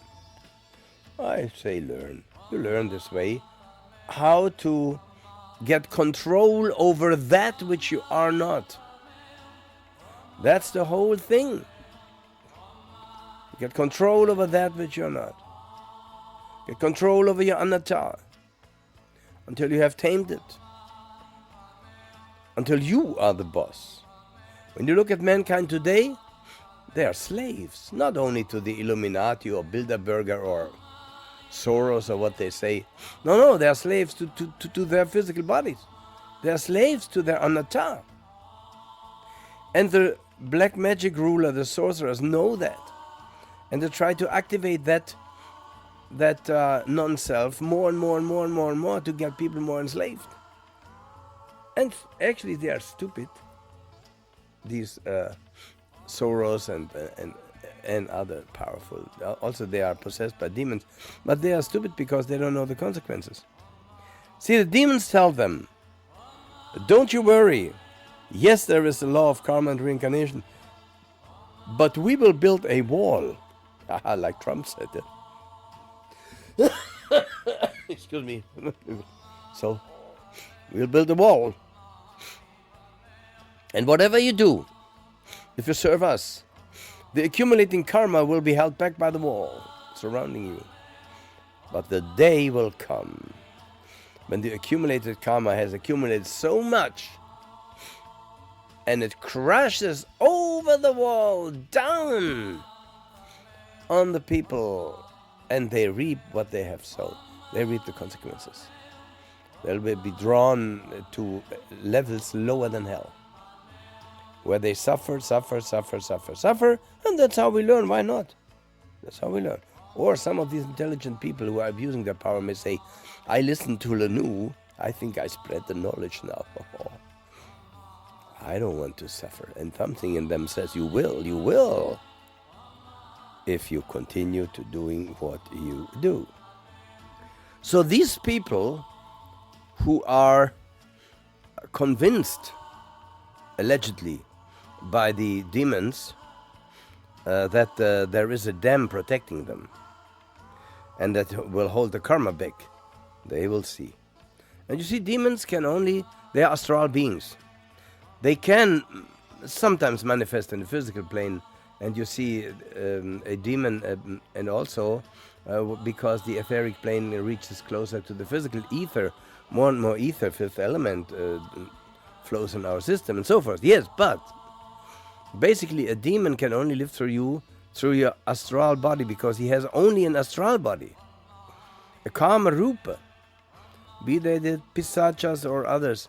So there are demons have urge to, a desire to eat, to drink, to this and that, and they cling to that astral body, and they urge you to do what they want, and then you feel it as something that you actually don't want, but you yield to it. If you don't know by the Book of Light, if you don't know the connection of these things that happen to you, you may think it's you. It's not you. Yeah, you did the first step, but then you permitted them to enter. You left your door open, and like you leave your door open in an apartment, and you say, everybody can come in. I love you all, okay. And suddenly there are some bad people with it. And you cannot discern, because they are very cunning and clever. That's how it is with the demon. I say 99% of all the people in the world are possessed by demons, more or less. With regard to motion, whatever kind of motion, we can establish a priori. It can only be perceived in comparison with something at rest, compared to that motion.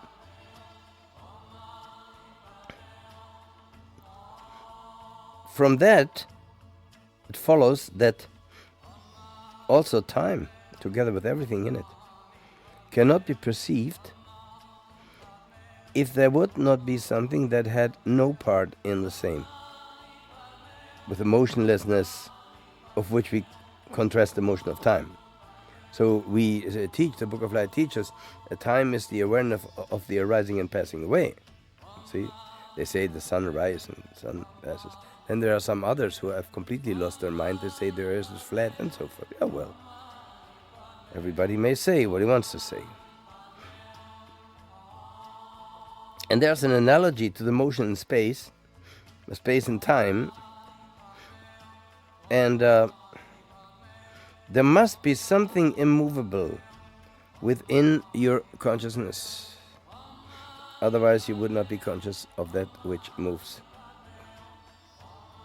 And so, the Book of Light calls you, using grammar, the perceiving subject.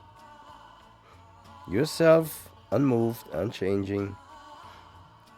And before you runs time and the universe, arising and passing away. And the problem is the extent to which you cling to those motions, to these changes, to what extent you identify yourself with. Yeah?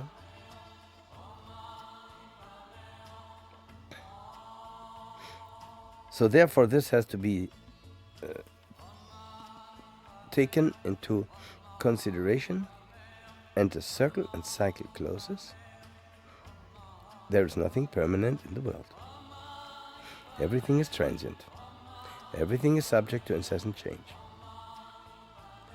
Everything, and especially everything, as I mentioned already, our personality.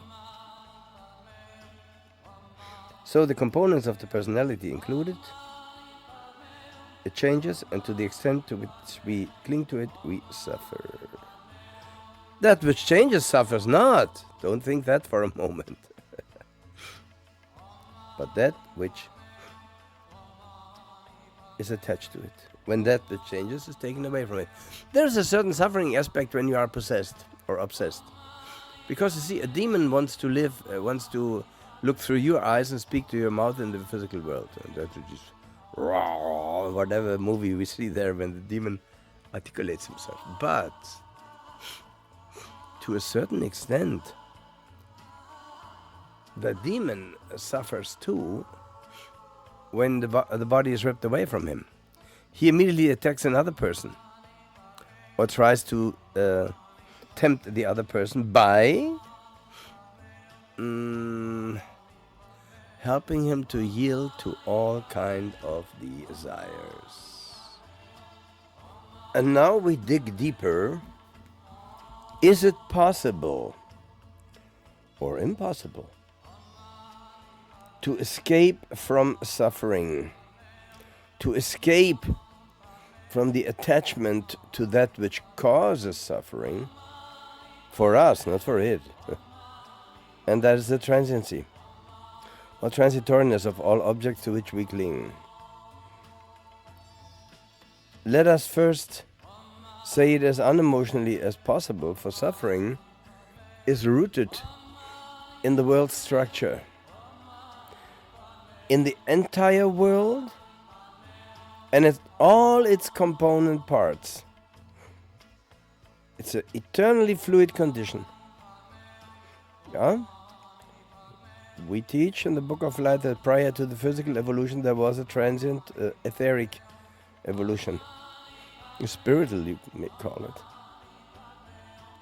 And we are on the way back to the source. That means natural radioactivity will cause the transitoriness, and the what's the word?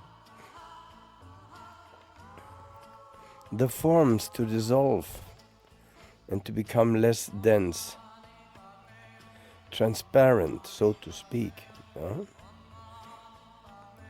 What is this world? It is the world that we experience with our personality. But for the one who is bold enough to understand the personality is alien to our true essence. And if we want to overcome suffering, we would have to free ourselves from the whole world of suffering, and from the suffering of the world, from suffering altogether. That would include that we don't have thirst anymore, Trishna. Because thirst is the builder of your body. You're your own creator.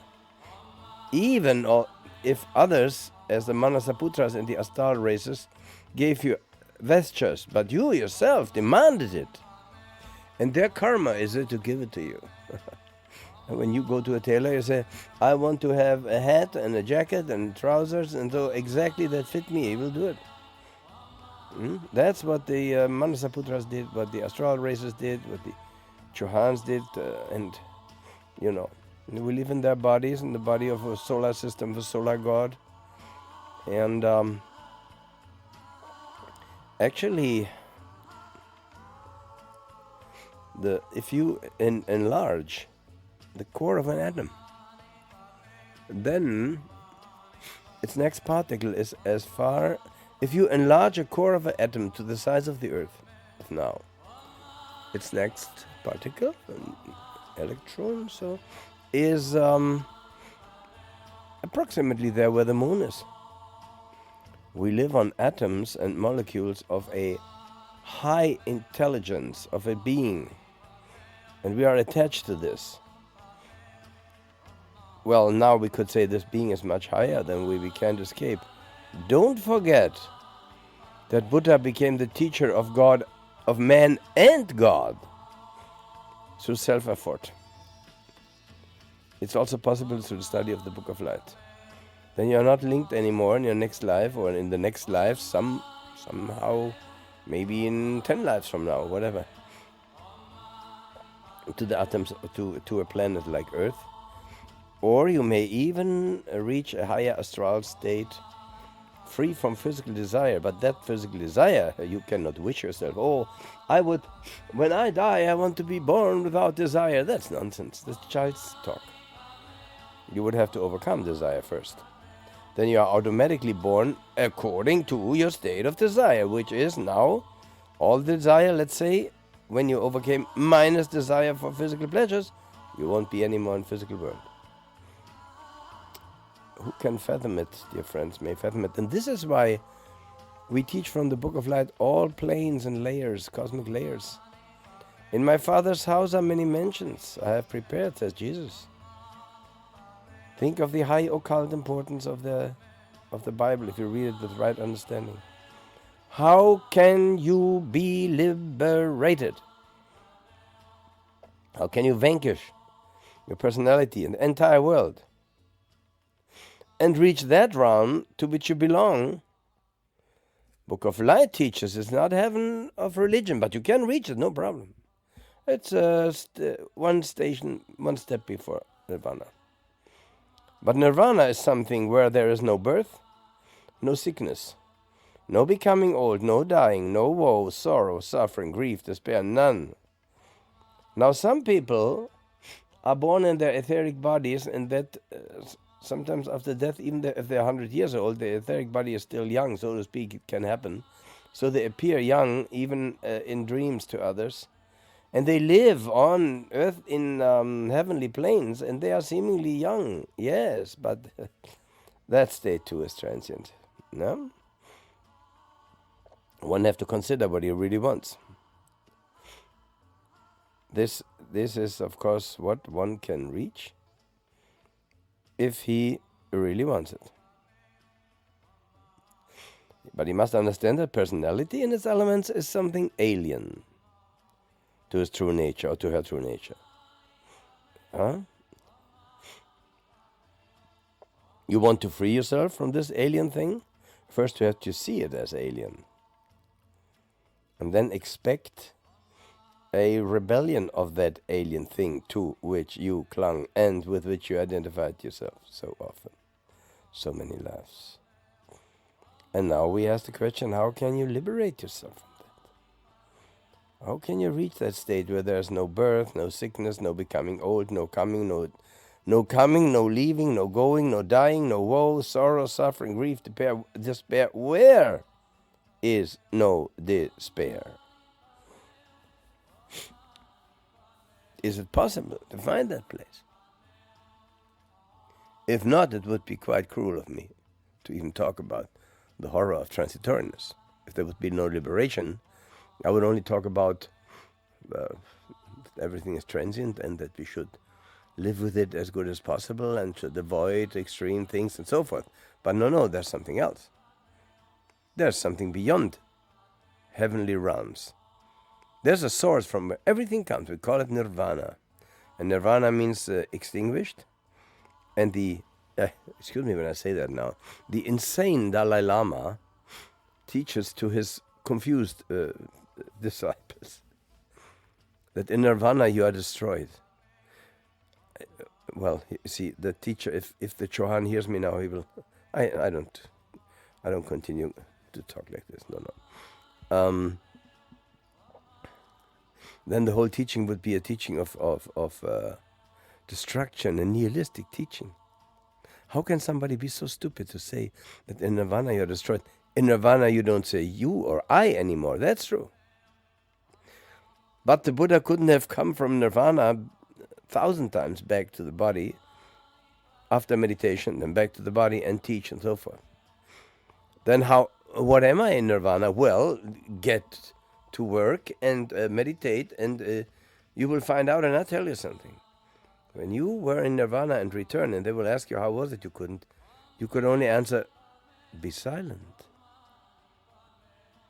And that silence is the silence of meditation, fundamented and based on wisdom, on the Book of Light, Book of Books, Savior of mankind. Now the further question arises, how did we tap into that trap? How did it come to be that we identified ourselves with something that we essentially are not? Wasn't that very stupid? No, it was not. It was necessary. By friction with the mortal, we long more and more for the immortal. We know that the groups of attachment are, in the second sense of the word, constitute a product, sankata, act of producing. And they themselves are set for the explicit purpose of making possible a body, sensation, perception, creative mental activity, and cognition. And all these activities were only possible, but the longing in us was there, you see?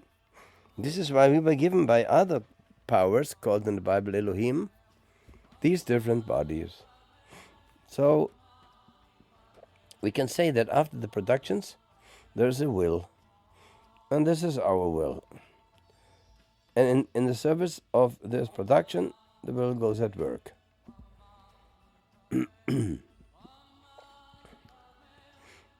So you want something, and suffering is obstruction of will, by the way. You want that, and it's taken away from you. And the normal person, not knowing the book of light, regards that all these groups of grasping as himself. That's a production. And how does it come to be? When a normal, ordinary person is hit by a sensation, started from a contact taking place. In a state of ignorance, of course. We left the source nirvana by ignorance. We had everything, but we didn't know. Now when we return, we will know, or we have to leave again. Now when you have contact with something, thirst arises in you. You see a person, a beautiful woman, a beautiful man, a car, a house, and you may wish, oh, I would like to live in that house.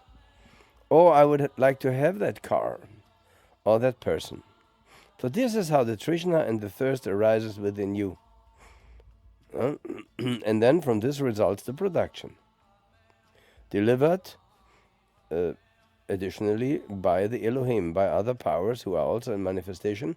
You may call them creators of your body if you want so, but you as a being yourself, you're uncreated. Nobody created you. Nonsense. Yeah? You are there always. Listen, three things are there. All beings, the source, and Mula Prakriti, matter. So now that you know who the causes of that, what you hear, the builder, you will have to laugh at it. If you want to overcome that thirst, you will follow the teaching and you meditate. And then you see that the body is Tarhu Padinna, the construction of thirst. And all the productions, also the Elohim and everything, that supplied you with different sheath and different bodies, who later condensed into the physical body of today, they actually, you are their boss, you demanded that. Now some of them, that is the teaching of the Book of Light, hesitated to give thinking. They did not want to incarnate in those beings, and that caused a different mankind of today, and also an entire problem of mankind falling to sexual production and all of that, which never was meant for mankind, by the way. Good. Now,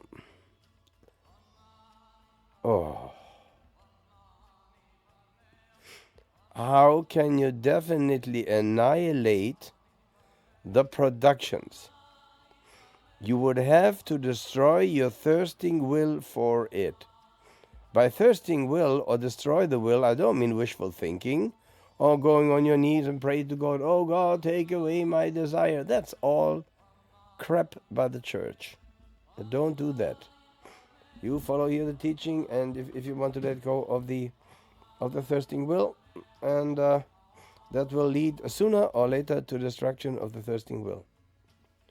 And when you have not succeeded enough in this life, at least you have reached something, you will have, that will be a blessing, because in next life you will at least be, even if you are born again here, you will be on a higher level. You see, the more you detach from the world, the, so to speak, higher you will be born, unblemished, untouched by anybody. Visankara gatam chittam tarhanam kayam ajhaga.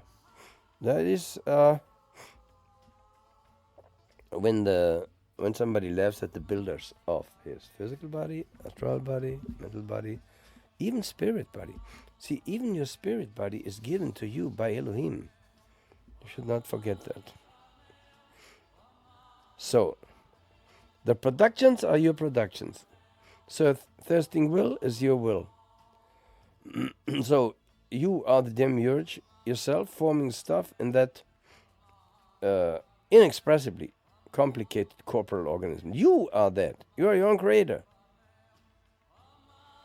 These 6 organs were first refined, transparent, almost like shadows.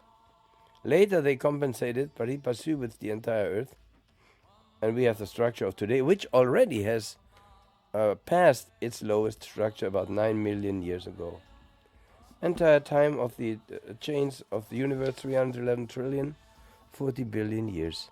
And over 150 billion years are passed, and you can get off the train, so to speak. You can jump off and go to Nirvana if you want now, or you can, guided by the Book of Light, travel from life to life as with as less suffering as possible. You know, this is the teaching, and so you know by now, your thirst for life brings you to life. There's no escape from that.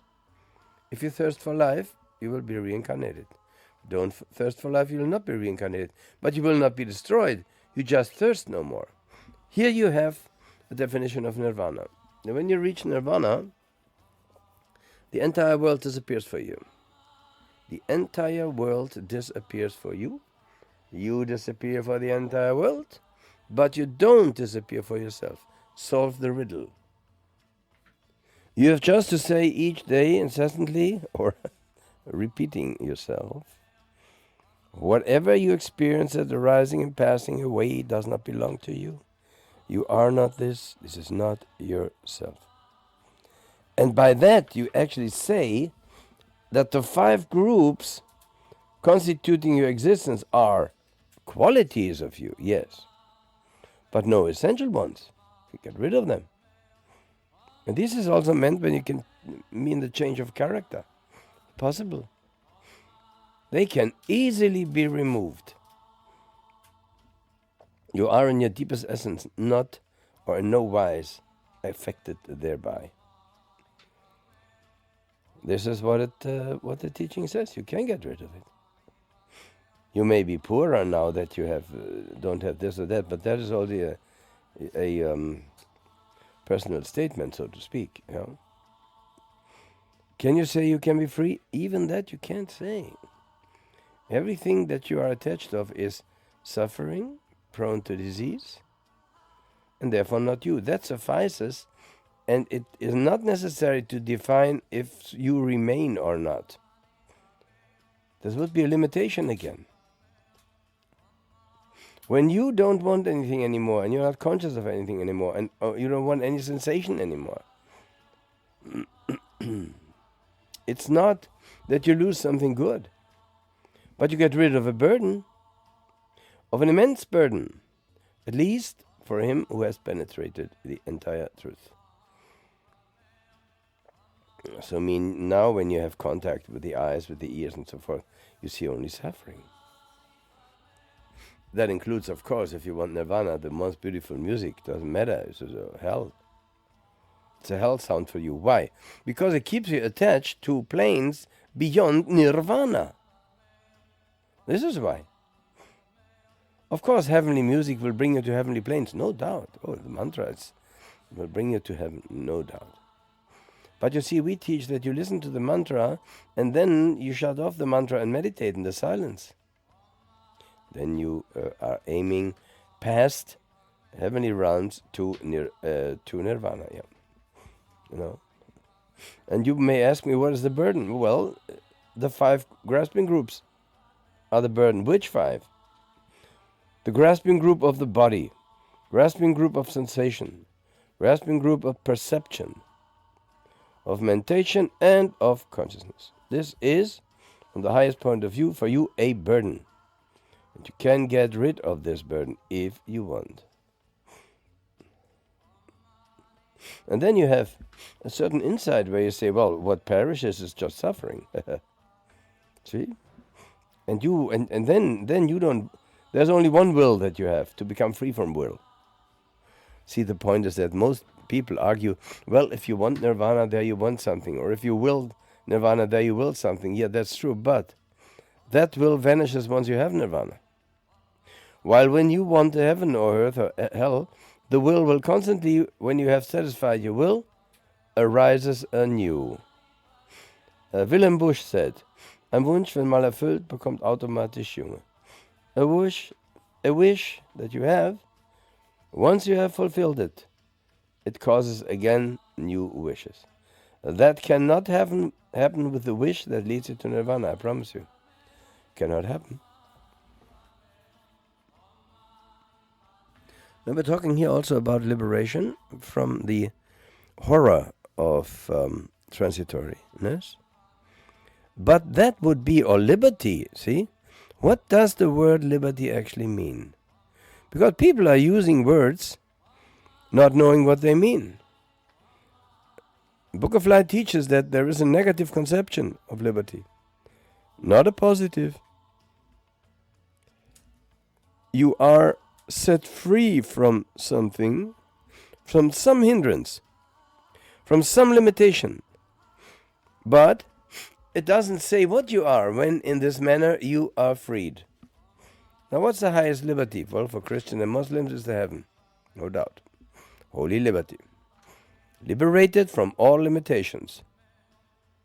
Now, there are limitations by external circumstances imposed upon you. But we here speak about liberty also free from the law of nature given together with and in our personality. And then you have overcome rebirth. Because right now you are in the limitation to ever be born again, over and over again. You're not free just because you're listening to me. If you don't want to be reincarnate. Sorry, dear friend, sorry. So, and because you have not yet freed yourself from Trishna or Tanha, Sanskrit and Pali, then you are still subjected to what? To illness, old age, and death. If at all you live old age or experience old age.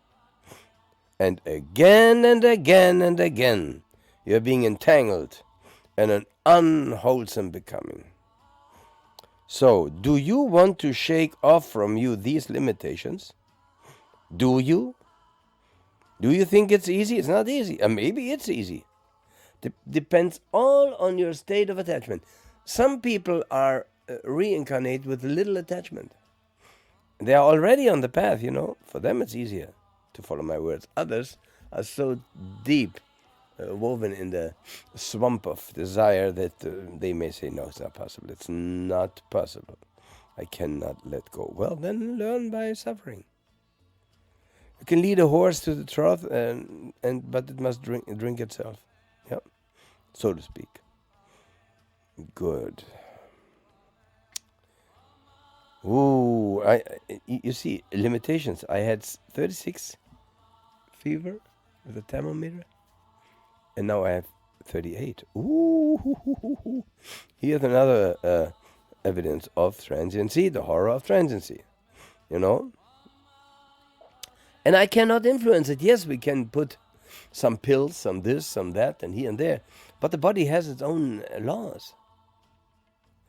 You see, and you experience these laws, especially when you acted against them. Of course, infectious diseases like grippe we have here, and influenza and so forth, is also karmic, no doubt. Then some may argue, yes, but will, I am the will, I wanted this. No, you're not your will. If you would be your will, there would be no salvation for you. Then I would have stopped after 2 minutes of lecture. Can you English language very, very difficult. Are you able?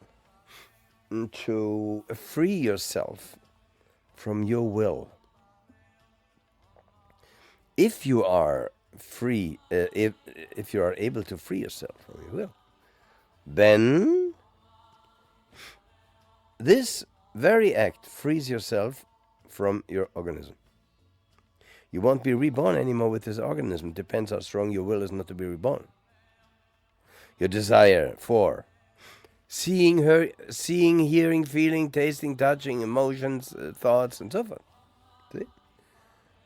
The grandeur of the Book of Light is that thinking leads to non-thinking.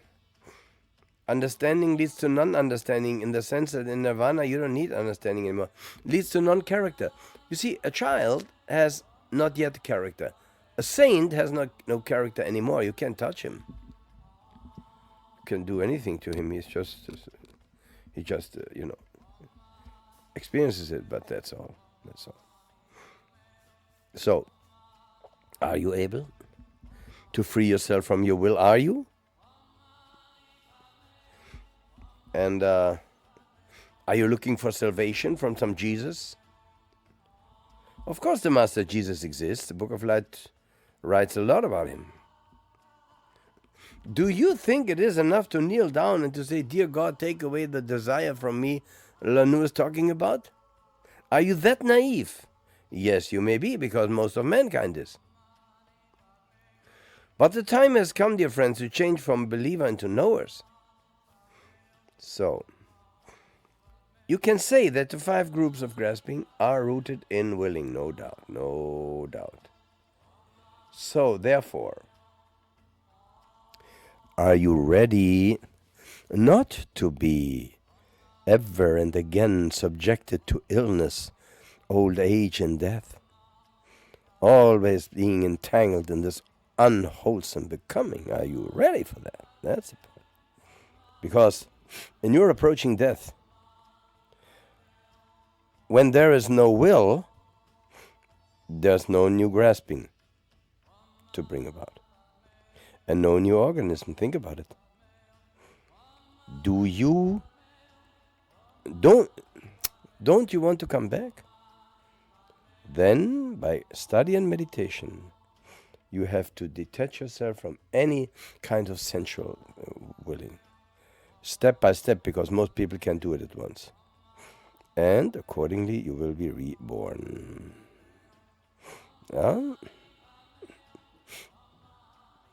Dear friends, now my temperature is rising to 38. 0.2 degrees, and I tell you something, I'm so happy. Because I experience basically what I'm not. I don't want to have fever. I don't want to cough. I don't want to lay sick in bed. So something else does that. And that gives me great joy. Because it proves to me and tells me I'm not you. Even that's something that is transient. I'm not you. You cling to me and you experience my transiency. Yes. Who can fathom it, dear friends? May fathom it. Only in relation to transitory phenomena can sensation take place. Just because of the transitoriness of that. It's the forbidden fruit, dear friends. It's the forbidden fruit. That we are, that's the story in the Bible. We left paradise, which, according to Book of Light, was not some heavenly region, it was nirvana. See? Yeah. And the Garden Eden came later, so to speak. So, because of transitoriness, whatever is felt must, in the end, be always painful. Wonderful experience, example. You are thirsty, you see a glass of fresh drink. You make one little taste, that tastes, that tastes good. You drink the entire thing, you feel good. 3 hours later, you're dead, because then the poison kicks in. That drink was poisoned by a poison that you can't taste. So tasteless poison. What now? How's your judgment now? Think about that. See, whenever young people say, "Oh, this is such a sensation," I tell you, dear young people, that the capacity of sensation equals the capacity of suffering. Real sensation, real suffering. Therefore, radical teaching of the Book of Light, you experience suffering or you experience nothing at all. So, and you can do something about it, because you can limit your desire for sensation so that it will not cause too much suffering. That you can do, no doubt.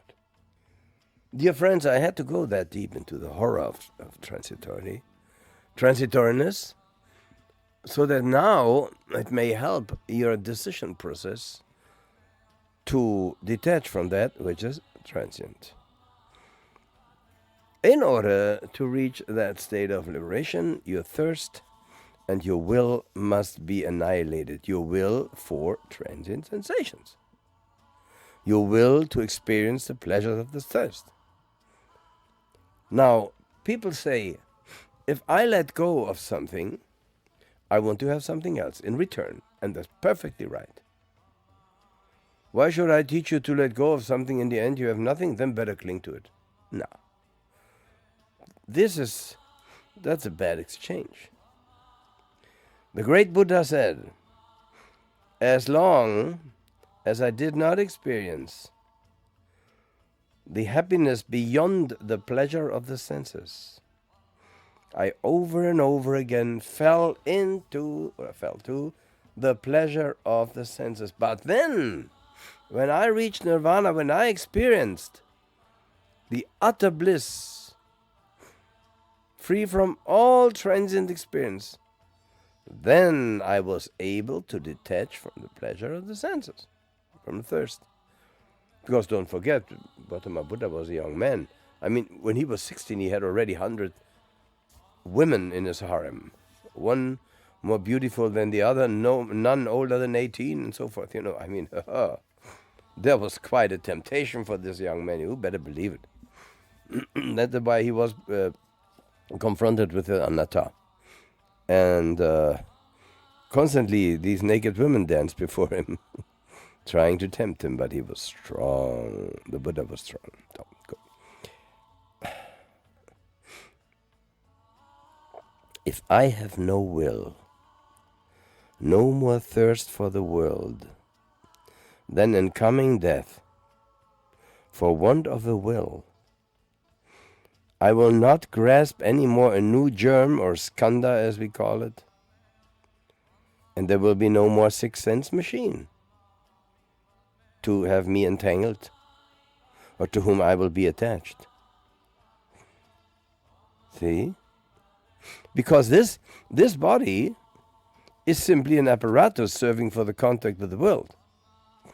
But it won't be built up again. And when there's no contact, there's no sensation. Think about that. And you won't miss the sensation unless you get that new thing beyond the pleasure of the senses. Oh my God. So where there's no sensation, there's no more suffering. Abolition of perception and sensation. How can there be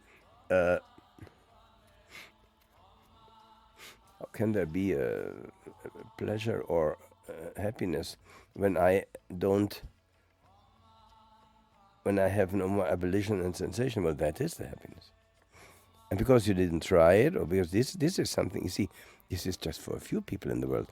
When we go higher to the Book of Light is much too early. I am amazed that thousands of people already read the Book of Light. I said to the Chohan, no one will read it. He said to me, fool, sit down and write. Oh God, oh God, oh God, oh God, oh God. So, excuse me, dear friends, I am I have again a little pneumonia. I had 6 times pneumonia. Can you imagine? Everybody else would be dead. And no, I'm still there, but who knows? So I use the time that's left for me to talk to you. When you have insight into the transitoriness of all existence, your thirst will be annihilated. You see, this is why I talk so detailed about it. To give you insight into the transitoriness. And I feel for those of you who want it, of course, that your thirst can be annihilated. And then your grasping is annihilated. And through annihilation of the grasping, your becoming is annihilated in this transient, painful world. And by the annihilation of becoming, you won't be born. You will be unblemished and unsoiled by a body. See, for a saint who is liberated, even an angel stinks. Excuse me when I say that brutal, because an angel is made of matter. That means he's surrounded by matter. Now, compared to that, we stink for the angels. See, and our bodies is feces and everything. And the angels are free from that. They have just transparent structure. But a nirvani who has attained detachment for everything, for him, even an angel, because he's surrounded by matter, will smell strange. So, and when there's no contact, there's no sensation. No contact, no sensation. And you will be satisfied with your food, not to train the body to have this extra contact, because the food makes contact with your body, with your organs of digestion and so forth. And you will be more and more free from these things. No contact and no sensation. No more suffering. Whole chain of suffering. It's called paticca samuppada. Is then forever abolished. Isn't that a great goal? And then it may be, that you suddenly are in the street or somewhere at home, where you see something that before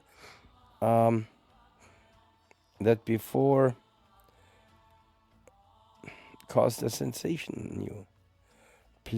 Something pleasing. And now, after lectures or after you have a little bit read the Book of Life, suddenly you look at it with a different point of view. Suddenly it's not pleasing anymore. What happened? You may ask, why is it not pleasing anymore? Because you have attained wisdom. Because when the eye is pleasing, when something is pleasing to your eye, you suffer. When something is pleasing to your ear, nose, tongue, body, organ of thought, you suffer. You may say, but these thoughts that you give to me, Lanu, are pleasing. Yeah, but that's another kind of pleasure. That pleasure will end your desire for pleasure, because then you will reach that plane where there is no more desire. Who can fathom it? May fathom it, dear friends. Same with the will. Yes, there's a new will, the will for nirvana. But that will won't arise again once you have nirvana. There you go. The difference with the will with the world. You want something in the world and it was good and you want it again. This problem you don't have in nirvana. And suddenly you see, and this is of course, I'm talking against myself. I'm a singer. If you Google me, you have 90 million entries. I sold 25 million records. I'm number 1 right now. And I started 1969. Can you imagine that? So, and now I say here that somebody can be disgusted with sounds. Disgusted with the ear, I just said it, auditory consciousness. How far am I ready to let go of that which was the main activity of my whole life? That's a question that I have to deal with myself, I'm not a guru. I can play here a perfect being that says, oh, I'm free, I'm free. Yes, sure. Book of Light is guru. Believe me. Man should not rule over man. We had enough of that. Look around in the world. What happens when man rules over man? This is an insane world ruled by insane people. Excuse me. No, good. So, we're talking about suffering. But we talk, you see, about suffering in a positive way. But we will also come then to the, finally, how we can end the suffering. But I can't emphasize enough, what is suffering? Then, without further ado, the extinction of every thirsting will can be ascertained. If you don't bring no productive activities. Look,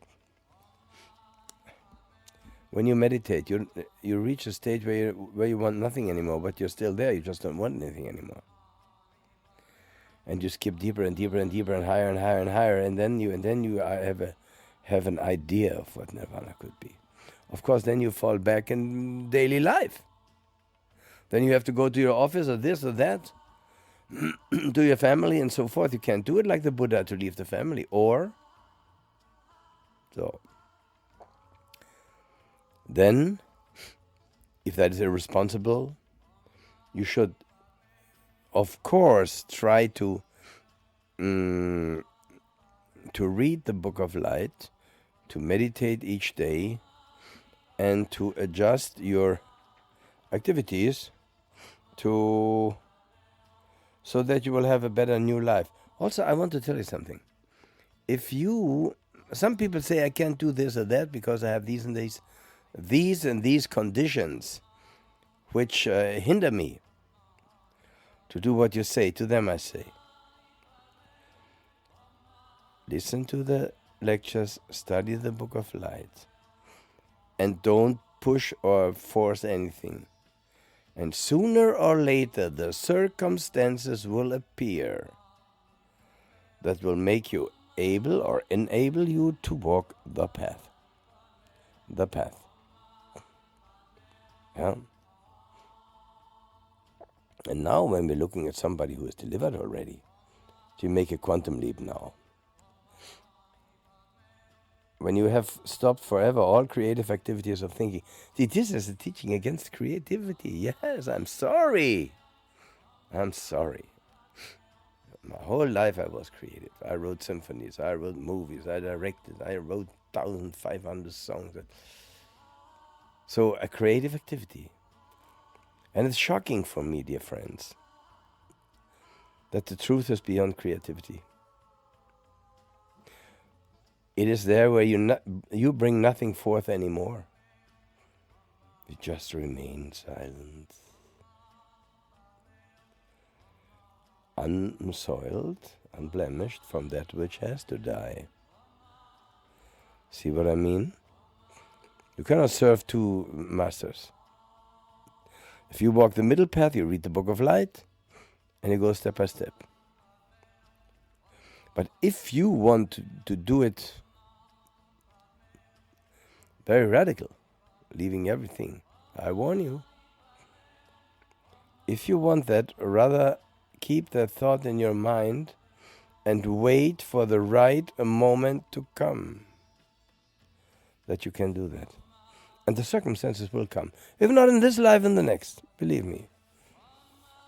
My teaching is, or not my teaching, but passing on the Book of Light is, this entire planet should be changed into a meditation planet. And every living being that appears on earth, the first lesson is you don't belong here, but where you came from. From you belong to where you came from, not here. And we show you now how to liberate yourself from this state. Well, that was my wife calling. How do you feel? Wonderful. She said, how can you feel wonderful when you have 38 fever and more? I said, well, I didn't have time to explain to her everything, but I said, I feel wonderful. So, We are talking here about the extinction of thirsting. Because thirsting for this life will bring you back into life. Now, you see, now there are some people that lie to themselves. They are old and sick, and they say, oh, life is such a burden. I don't want life anymore. I want to go to nirvana. I hope I die soon. Well, that's wishful thinking. Because if you would give them a pill that they could continue living and would say, hey, listen, you can live now 50 years more and you are happy and you can have everything, sex, drink. And oh, yeah, I do that. No. You know, see, the angels of karma, the Lipika, you cannot fool them. You can only fool yourself. So, what is thirsting? It is always, lastly, a thirsting for consciousness. Attachment culminates, and we cling to a germ in the moment of death, for instance. In the moment of death, yeah. Even if they say, well, mostly they say, as far as I experience it, I don't want to die. Okay. I said, well, to one man, I said, don't you worry, your will for life will bring you back. How do I know? I said, it will happen. As much as you cling to life, that will bring you back. That's called reincarnation. Oh, I'm a Christian, I don't believe that. I said, that is Christian teaching. It was just removed from the Bible. Okay. You see, but then I said something that I shouldn't have said, because you shouldn't try to instruct a dying person unless it wants to be instructed. Furthermore,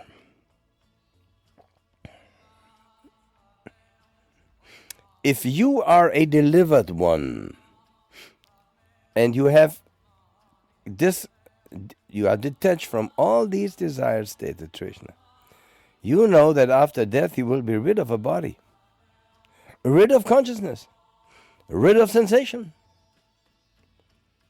You will know for certain that this state will be unchangeable and therefore in truth an eternal one. Yeah? Because you have no more desire for transiency. You see, if you don't have any more desire for transiency, then the eternal falls into your lap, so to speak. If you don't have any desire anymore, just not because you cannot anymore, but because you don't want anymore, for sexual activity, and you live celibate until you die, you won't be born, you will be reborn on a plane where there are sexless beings of spiritual nature. Of course, that's how the machine works. That's why I suggest to you to read the application for the machine. That's the Book of Light. When you are a delivered one, guided by the Book of Light, you will know for certain that this is your last lifetime. After death you will be rid, as I said already, of body, consciousness, sensation. And you will also furthermore know that this will be an unchangeable state, an eternal one. You're not destroyed. You just don't thirst anymore. How is that? Follow the teaching, meditate each day. Don't cling to this body filled with urine and feces. Excuse me when I say it so drastically.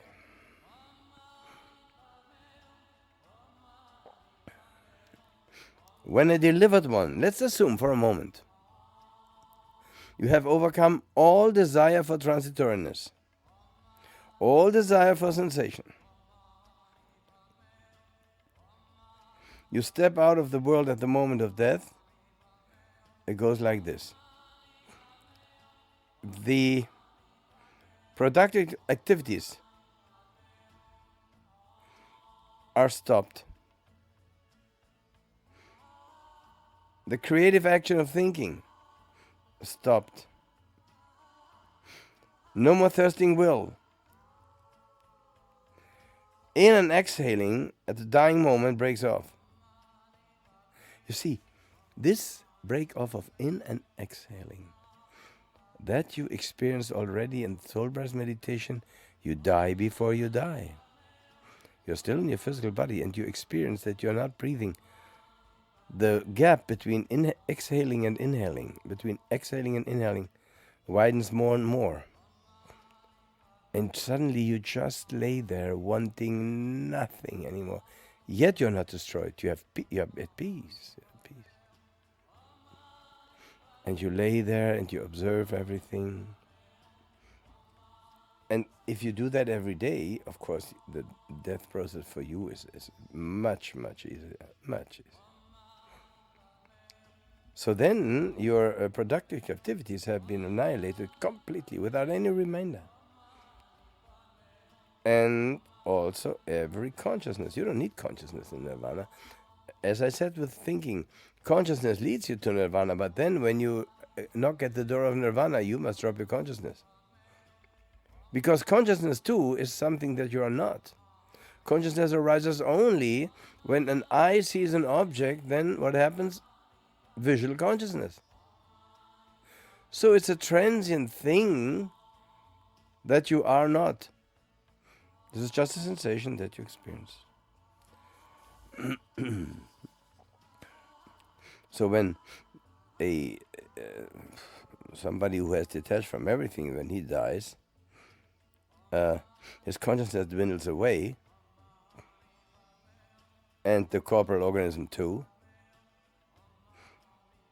And then, along with this complete disconnection with the corporal organism, you have broken the bridge to the world forever.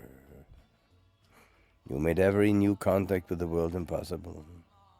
But, rejoice, rejoice.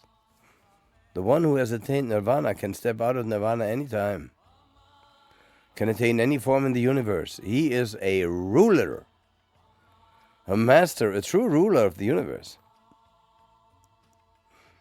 Because he has overcome all desire for the planes below him, or below nirvana, and thus he becomes their master. And there may be then a decision of compassion while touching the spiritual planes, because he sees the suffering of others. But it's not a must be. There are some gurus here who give an explanation. I will come back. I don't want to reach nirvana until everybody is saved. Well, in truth, they just want to satisfy their ego life after life. Believe me. Oh my God, no. That's what they want to do. They want to satisfy their ego. To say, here I am again. Give me your money. I'm your guru. Yes. I always warn about those gurus, because they give you a false illusion of security and of liberation. Because the guru says, give all your things, load it all on me. Load all your sorrow, everything. And while you are at ashram, there is indeed in you a sense of, beautiful. Oh, I feel free. Then you return home after you left your money there in ashram, like with the Guru Mai and all these people. And then those people came to me in the temple when they had no more money and when they were nervous wrecks. And okay, I don't want to say too much. I want to emphasize the negative too much, but I want to warn you. The Guru says, and then you feel good and you go at home into your day-to-day life, and suddenly you feel again, it was just, you feel already enslaved again. You remember the time when you were at ashram and you go back there. And you are trapped in that maya of liberation, which is no liberation at all. So when you have detached from everything, the bridge to the world is broken. And every new sensation, every new thirsting will, broken, gone,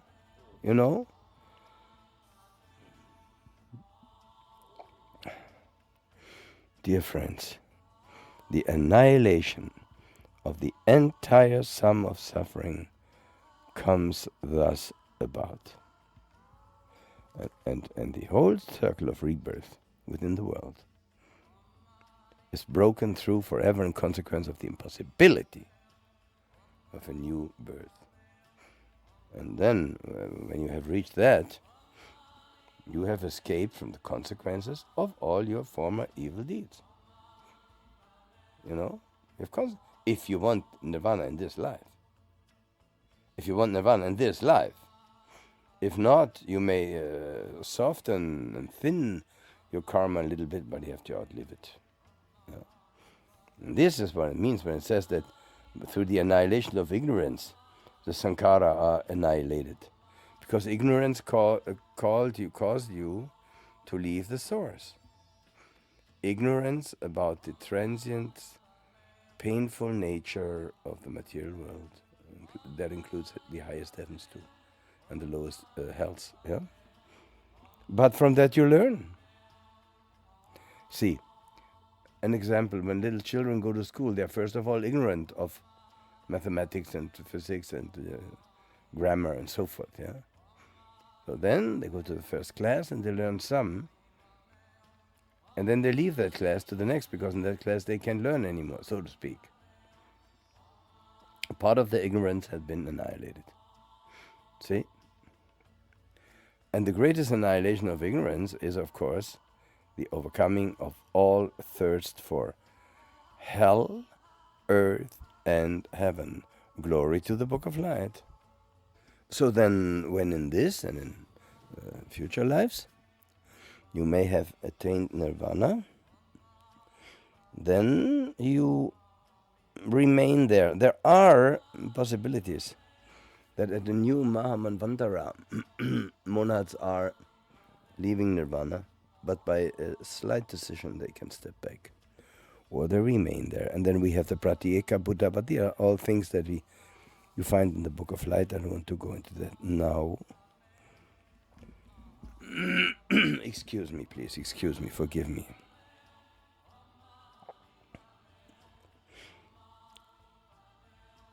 This is the goal of this, is the peaceful state. No suffering, no vexation, the annihilation of every kind of perception and sensation, tranquility itself. If you have experienced this state within yourself, you are lost to the turmoil of the world. Even if you may awaken again in it, you are not anymore the same, I tell you. You will have an inclination of mind to solitude. You will seek solitude. You will enjoy solitude. You know. And when they say in the grave, the open grave, give him eternal rest, then they are in error. There's no eternal rest in the grave. You are not anymore in the grave. You're somewhere else. If you would have nirvana, they could say eternal rest.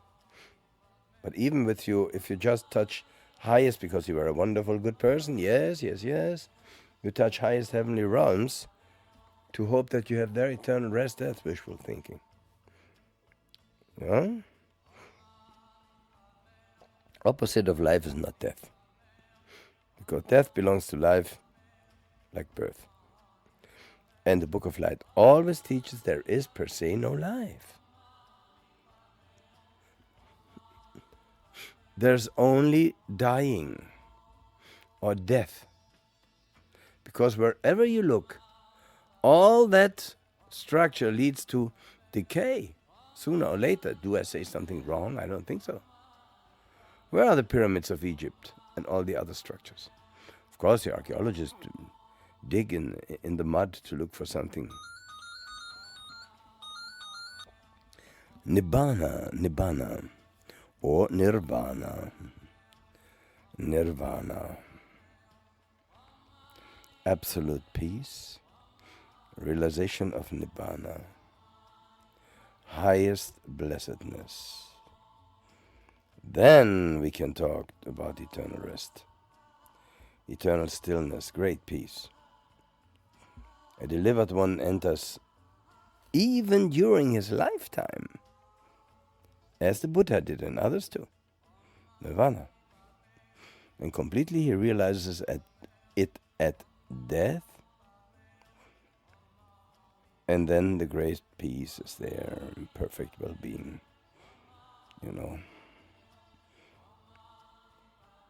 But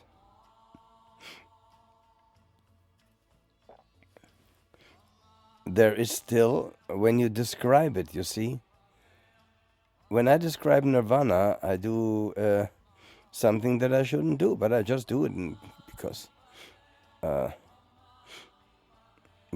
there's no word for nirvana, or the ever to be unknown, because, you see, knowledge separates you from nirvana.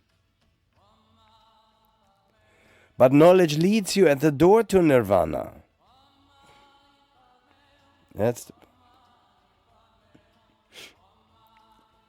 Nirvana does not definitely lead only beyond transitoriness. Yeah?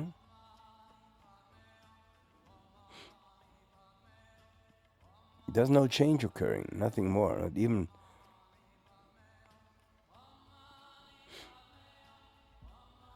Nothing more found in him, which he might arise. Because he does not arise, how should he pass away?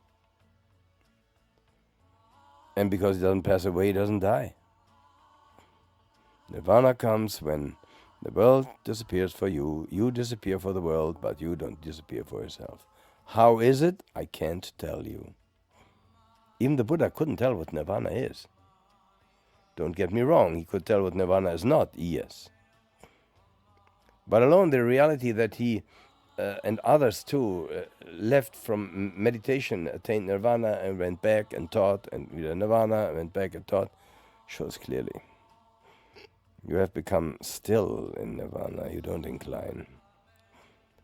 And you neither come nor go, and you neither appear nor disappear.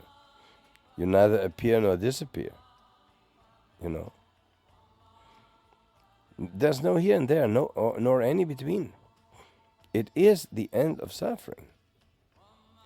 And so therefore you can say bliss is nirvana, which is a term which is a little bit, it's words from the world, out of the world, beyond nirvana. It's true.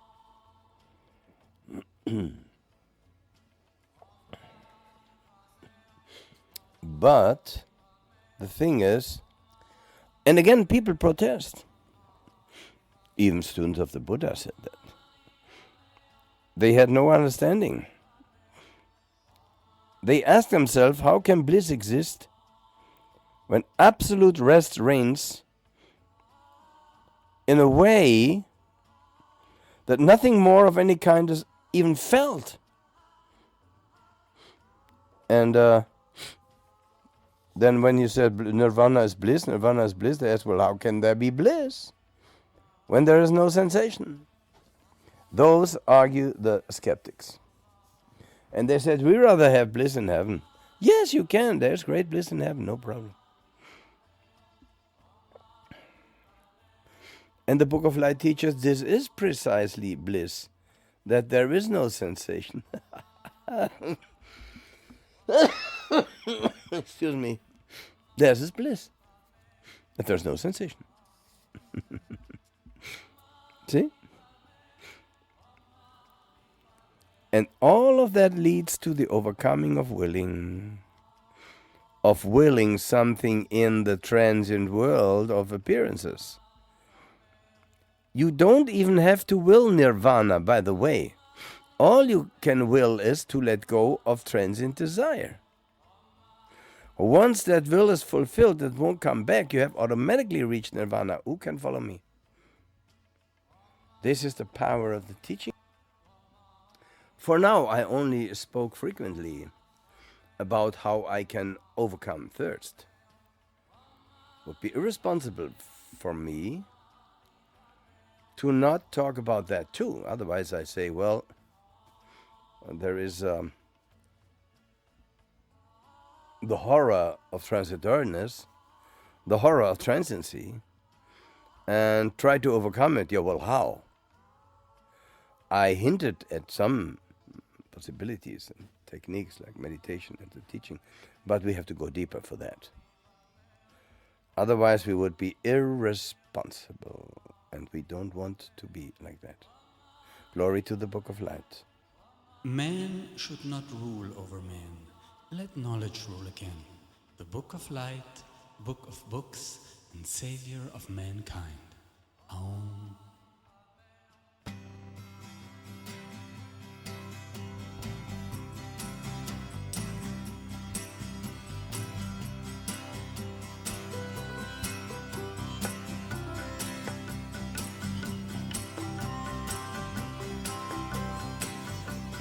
Politicians and religion are the fall of man. We don't need no institutions and no government. All we need is that which once united us all. Let the angels' teaching be your guiding star.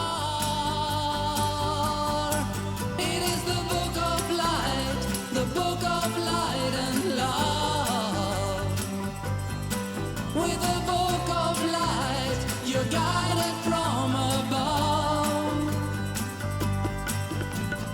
We don't need no holy scriptures, no Bible and Quran. We have that where they all come from, in our very hearts. We are the new generation of innocence and peace. Knowledge is our leader.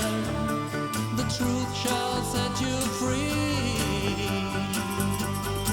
It is the Book of Light, the Book of Light and love. With the Book of Light, you're guided from above.